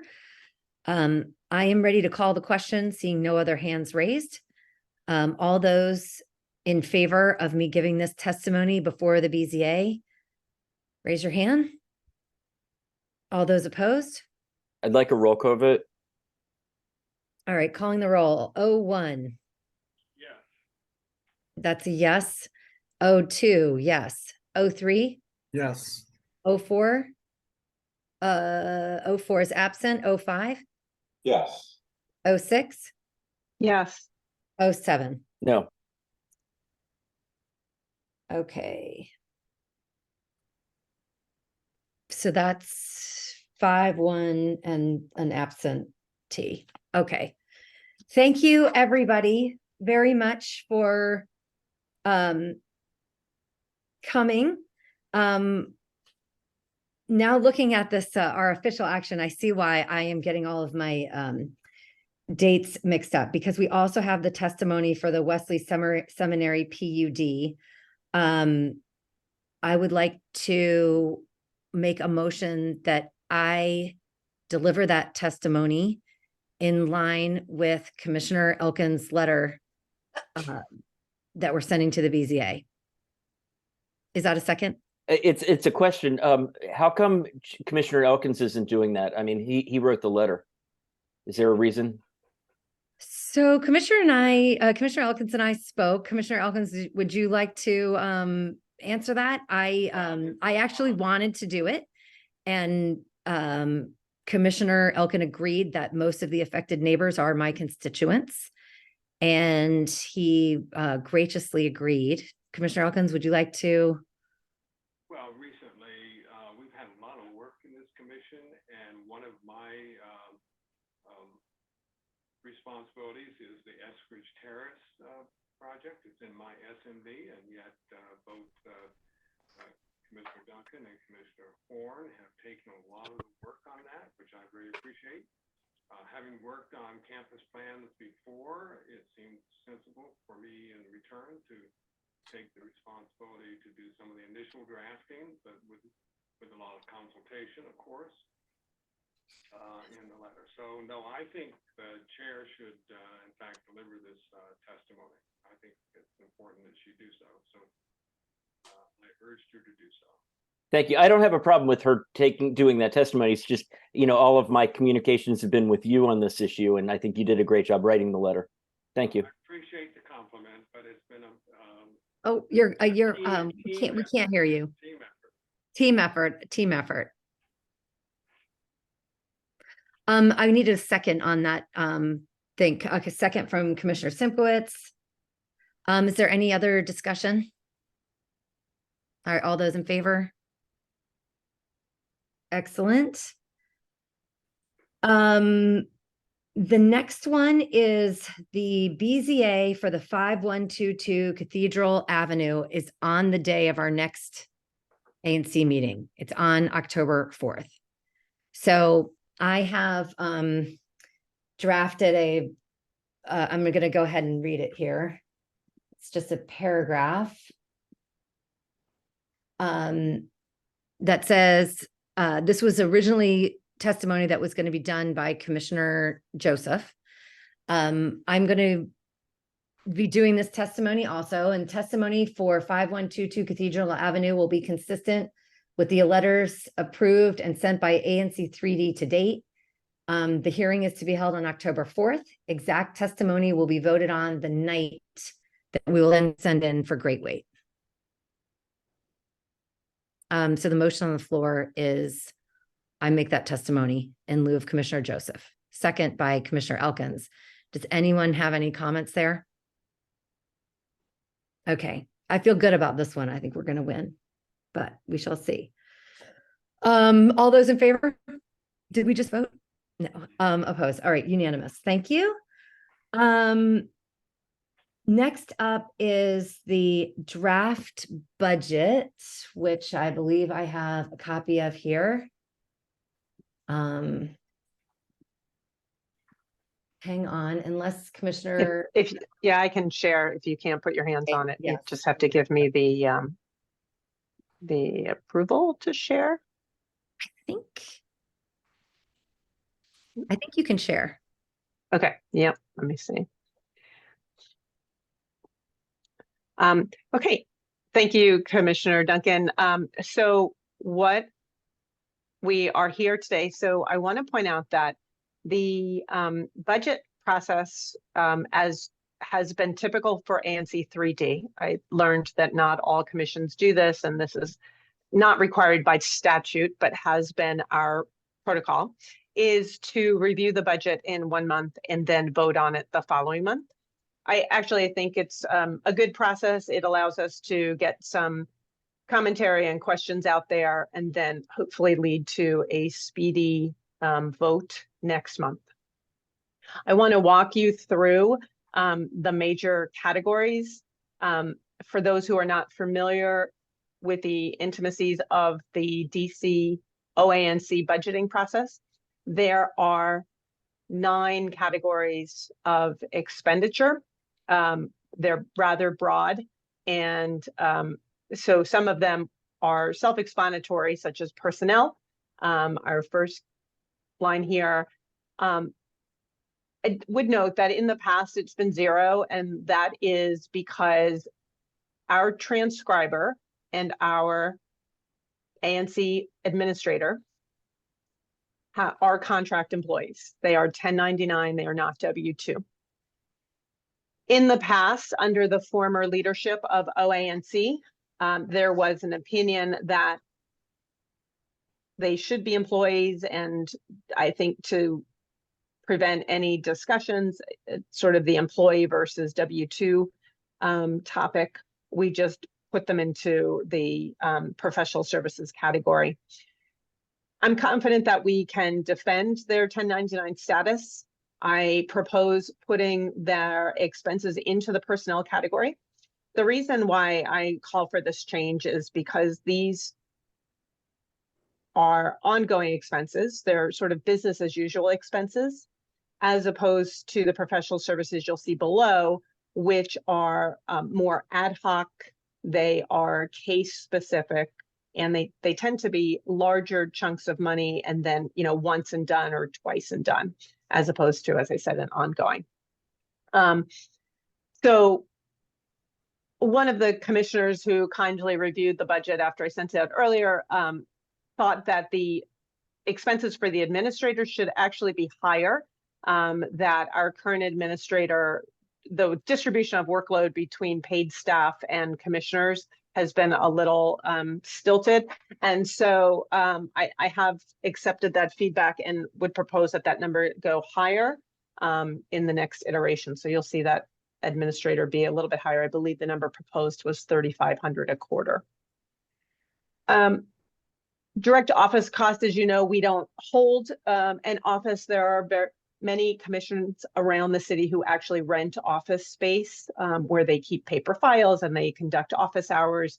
That has not been our tradition. However, we do pay for meeting room space. The cost for our meeting room at GW is $425 a month. I have proposed a budget that assumes 8 months of space. The reason for this is, number one, we only meet as a commission 11 months a year. And unless the statute changes and requires us to meet every month in person, I think that we will continue to have meetings like this one, where we are virtual only. So that is the reason why that number is where it is.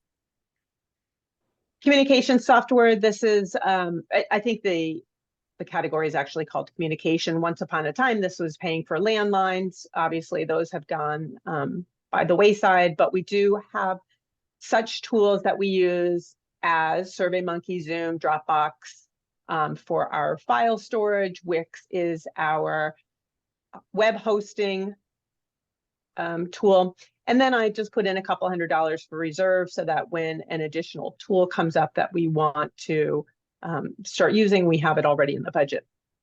I will note, and this was a conversation I had earlier with a commissioner, that when we send in the budget to the OANC, we only have to provide dollar values. We don't get ourselves locked into specific vendors or specific dollar values even. So if we approve $1,500 for communication and the Zoom contract goes to $400, or we decide to go to a different virtual meeting provider, that's not something that would have to be voted upon again. We might discuss it just out of courtesy, but just the category has been voted upon and approved. The largest category that you'll see here is purchase of service.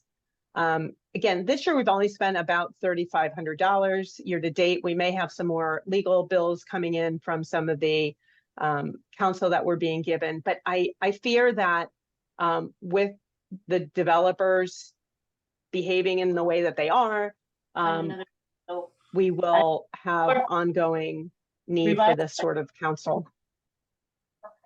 And then bank charges. So happy to answer any questions, certainly happy to take any notes, or again, you can contact me offline. I'll circulate a new proposed budget much earlier than this month. It's kind of snuck up on me for us to vote upon in October. Oh, one other note, I misspoke to Commissioner Elkins. He asked me about the allotment. I thought it was in the $70,000. That's actually not true. So we're actually starting from a bank account balance and then the allotment that we'll receive over the next year, just under $18,000, so about $88,000 to spend in the coming year, were we so inclined. Thank you very Madam much. Chairman. Commissioner Elkins, do you have anything? Well, I did want to respond to that last point. I don't feel strongly about this, but normally one would want to budget within one's income. On the, of course, in America, I guess that doesn't take place anymore much. But we do have reserves of $70,000, so what are we worried about? But our allocation is about $18,000, as she said, and we're now, I don't know, looking at this, we're now have a budget about $25,000. So now some of these are contingency numbers, you know, so therefore we're basically saying we may not spend more than $18,000. But I just wanted to call that attention to my fellow commissioners that if we were to approve this budget as we've written it, we would be spending what, about $7,000 more than we're taking in.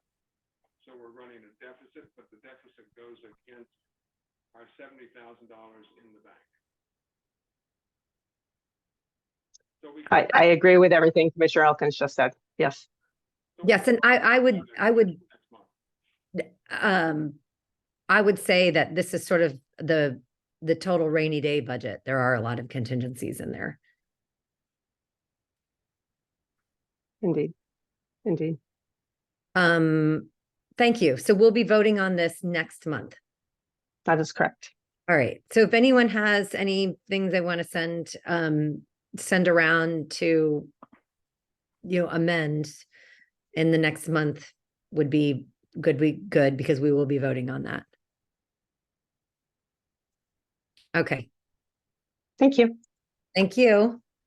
The GW contract, I looked it over. I want to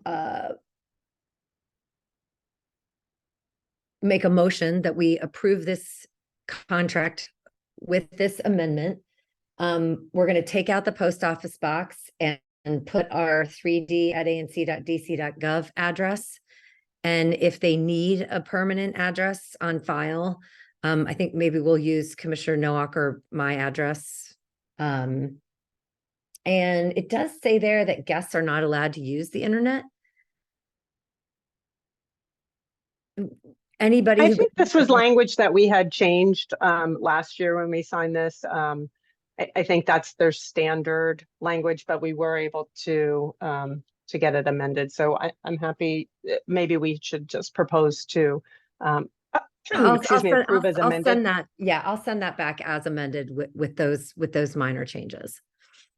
We do not pay for the space if we do not use it. So the motion on the floor is to approve this contract as amended. Second. Commissioner Nowak seconds. Is there any other comments? The one comment I would make, it's a really nice space. But as we move into, I'm going to really try and do a lot more of these in person. If we really see engagement just drop way off, we might think about finding a smaller space. That might be a little less expensive. All right. All those in favor? All right, passes unanimously. Approval of the minutes. I'm not sure we have minutes at this point to approve. Do we, Commissioner Elkins? I don't think so. I don't think we do. I think we've missed, can you hear me? Yeah, perfectly. Now we can. I think we've missed several months. This afternoon, in a moment of weakness, I volunteered to see if I could catch us up before the October meeting, because we are required by statute to have our minutes, and we are in default for good reason, of course, but we ought to try to catch up. And Yeah. so I would propose to catch us up by having, shall we say, minimal minutes that meet Robert's Rules of Order, but don't give a whole lot of content about on matters that are not required, knowing that, of course, we have the recordings and the transcripts. And I can help with that. And I may be working on our administrator. I've got some ideas. I guess one of the things I should share, because all our meetings need to be public, Brad has written to me and said that he really, really wants this job back. I'm not certain that when Brad was on it, he was really, really good, but our post-meeting letter sending out and all of that admin on the backside and like pre-meeting and getting our files done was severely lacking. And Commissioner Elkins specifically has taken up a lot of the slack. And this month I did. It's a lot, and it takes away from the real work. So I am trying. I have some people to interview, but I need to also be fair with Brad. But I hate that he is in such a difficult stage right now in his recovery. I think he's been in the ICU all of this time. He just got out last week after some massive skin graft, and he broke his leg in multiple places. And I don't know, and my heartstrings are pulling. So I will work on that. We have some neighbors here, and I can't believe I didn't bring this up earlier. Everybody needs to know what happened this week at 5122 Cathedral. And this is the one that we appealed the building permit. The inspector, the neighbor's house, there was some damage done on their property because of the digging. There's like sort of a sinkhole, and the Department of Buildings was called out, and there's a stop work order. Well, the contractor continues to work, and the Department of Buildings gets called, and the workers leave. And when the inspector gets there, it is locked. And I'm going to turn this over to Mr. Kumar. He lives behind. And if you could just tell this story to the rest of the commission so everyone knows what happened there this week. Yeah, thank you. So we noticed the work was happening despite a stop work order. We emailed Department of Buildings and said, this appears to be in violation. They sent an email saying, we're going to send an inspector. 20 minutes later, at like 12:40 p.m., middle of the day, workers pack up and leave, lock it up. Not a lunch break, because I work from home. I see it. They eat lunch on site. They locked up the site. Inspector showed up like an hour later. Site is locked. There's no one working. She can't do anything. She leaves. 10 minutes later, they're back. Now, thankfully, she had given me her cell phone number and was in the neighborhood just doing paperwork in her car. So she came because there was not, I suspect, because it was not some official, like everyone, this email went to like 20 people initially, just to her directly. She comes racing back, catches them in the act, issues another stop work order, and then kind of moves along. I have flagged for Department of Buildings. This crew, by the way, has evaded every inspection today. We were batting 0 on inspections, and I just thought it was coincidence or whatever. But having watched this chain of events, as I said to the Department of Buildings, maybe this is asteroid hitting the Earth and destroying all the dinosaurs coincidence, but it feels like more than that. And frankly, it's shocking how brazen it would be that they would disappear 20 minutes after we got the email saying an inspector was coming and then show back up 10 minutes thereafter. And I have this all documented in emails to the Department of Buildings and text to the neighbors saying, oh my God, I can't believe this is happening. So this is a really big deal. And Rohit wrote to the 17 to 25 people that are on this email. He's like, this has just happened. Here's the video of the crew packing up and leaving the site. And then this is what happened when they came back. And then when the inspector came back, they refused to leave. There was like a 15-minute, yelling, you have to leave. There's something going on at the Department of Buildings on this. And I think we need to think about what we can do as an ANC to find out what is going on, because this process is not working. We may win at the BZA with our building permit appeal, but beyond the zoning regulations that we're going to be saying towards the BZA, I think we need to start thinking about what we're going to do about this particular builder. And if there is, maybe we send something to the Attorney General's office, the OIG. I'm open to a Commissioner Simkowitz. Mr. Kumar, do you know if they're licensed to do business in DC, the contractor? Silverstone is the developer, and they have their own, I think they're using their own contracting crew. They've done other properties, and they hired the crew from the last job and made them their own. At least that's what the site manager told me when they initiated this process. So I have not looked beyond that. I would look at every trade that goes onto that property to see if they're licensed, because we had a problem in my SMD regarding unlicensed contractors. And unlicensed contractors are really a problem in DC, and you can complain to the old DCRA, and DCRA would, kind of take a report and that's it, but nothing would get done. And I really think that we need to be proactive as a city. And Commissioner Elkins and I have been on this for 5 years, probably. Is that right, Commissioner Elkins?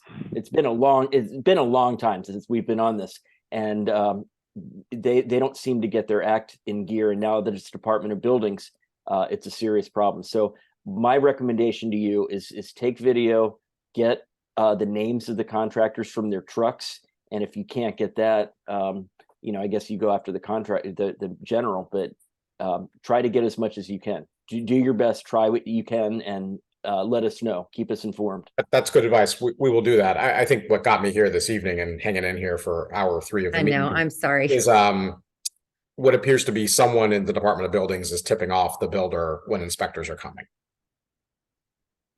Madam Chairman, yes, I can speak to this. This is not the first case this has happened. I had a case of that over on Dexter Street several years ago.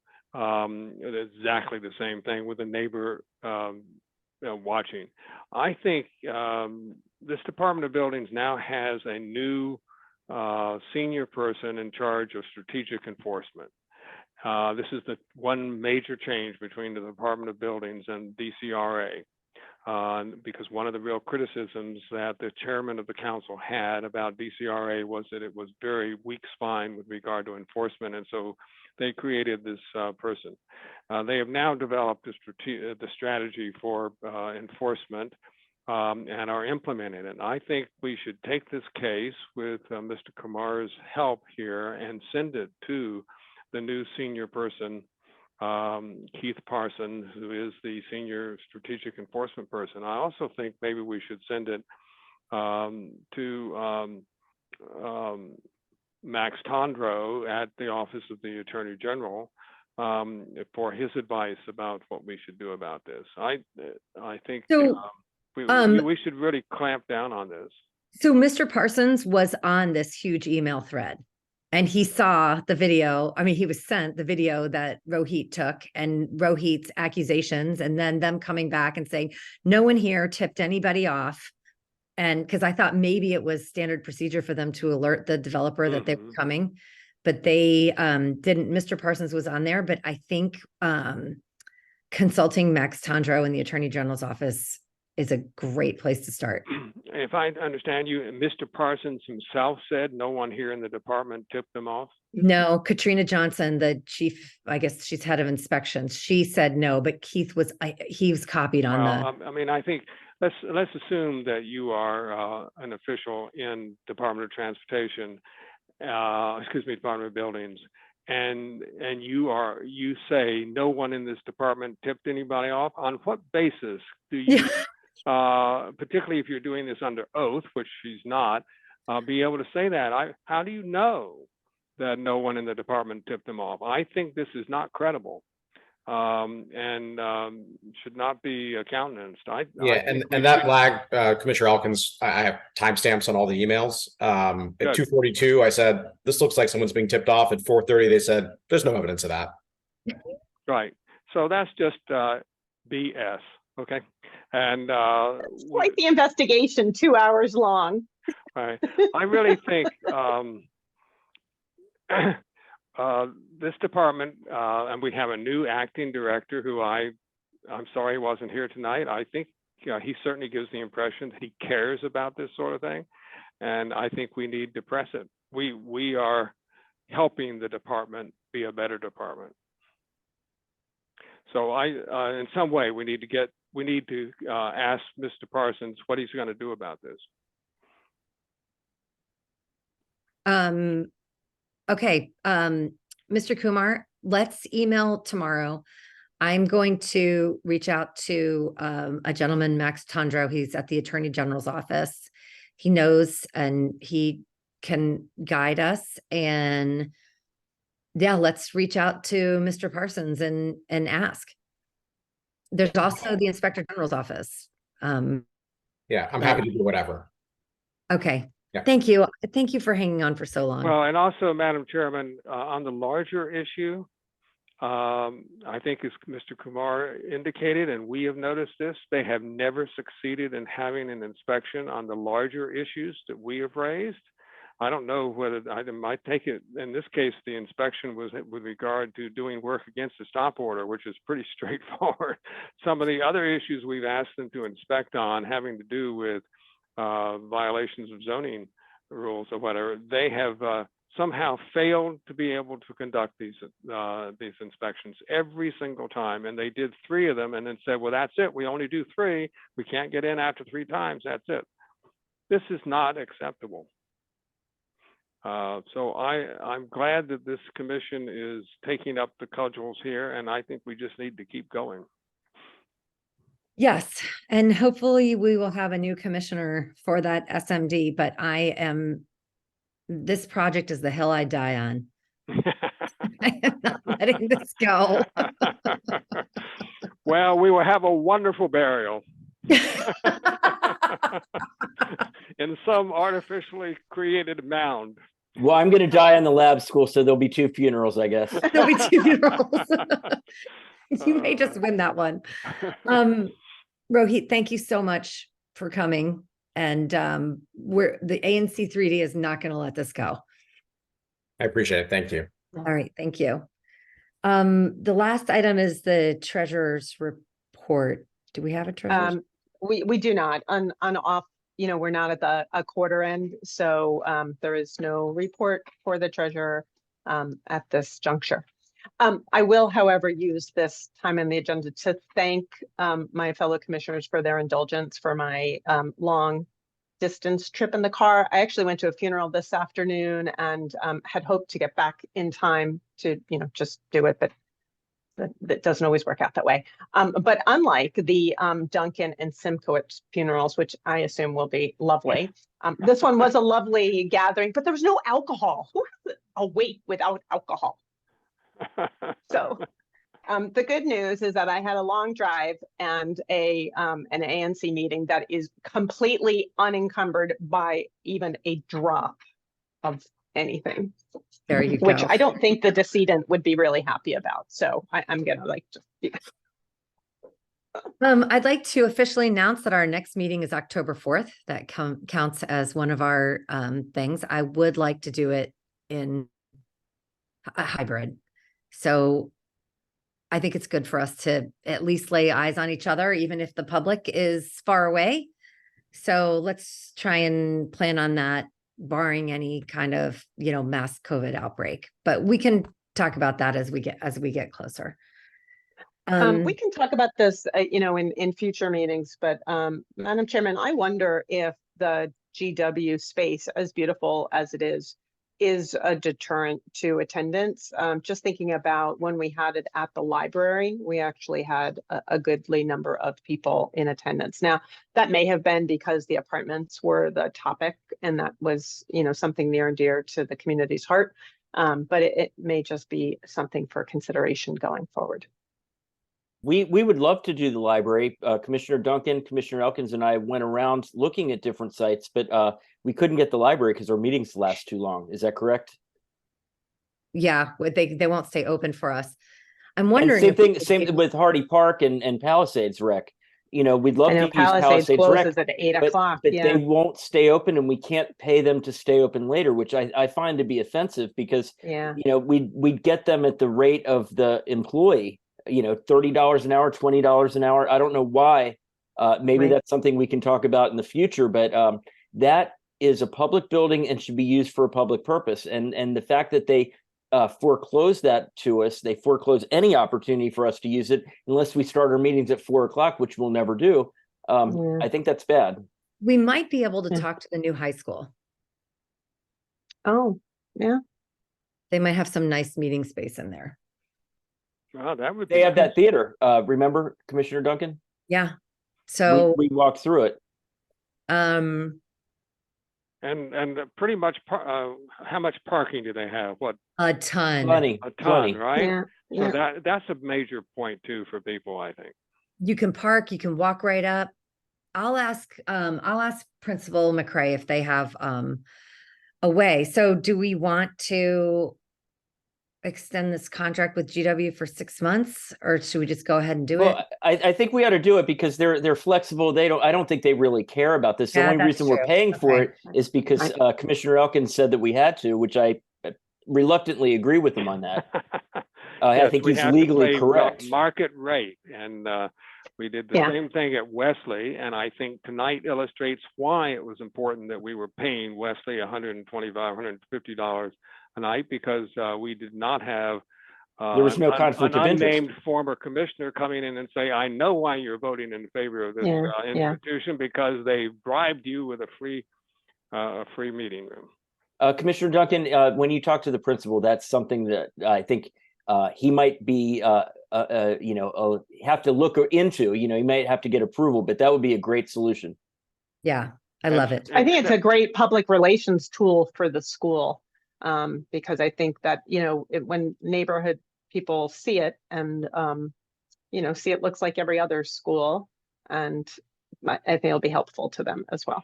But we need to handle the staffing there as well, right? Just like, well, again, we could pay the we certainly can pay, absolutely. $20 an hour, $50 an hour. It's still going to be cheaper than GW.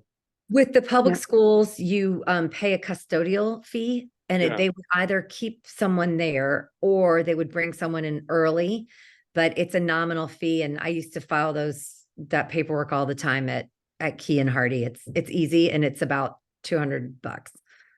Yeah. Good. Okay. Something to keep in mind. Is there anything else? All right, without further ado, motion to adjourn. Is there a second? Commissioner Simkowitz, all those in favor? Thank you to the public, for everyone who has remained hanging on, whether you have us on in the background or not. And we will see everyone next month. And Mr. Kumar, I will be with you tomorrow. Thank you for hanging on. That was a really important tale to tell. Thank you all.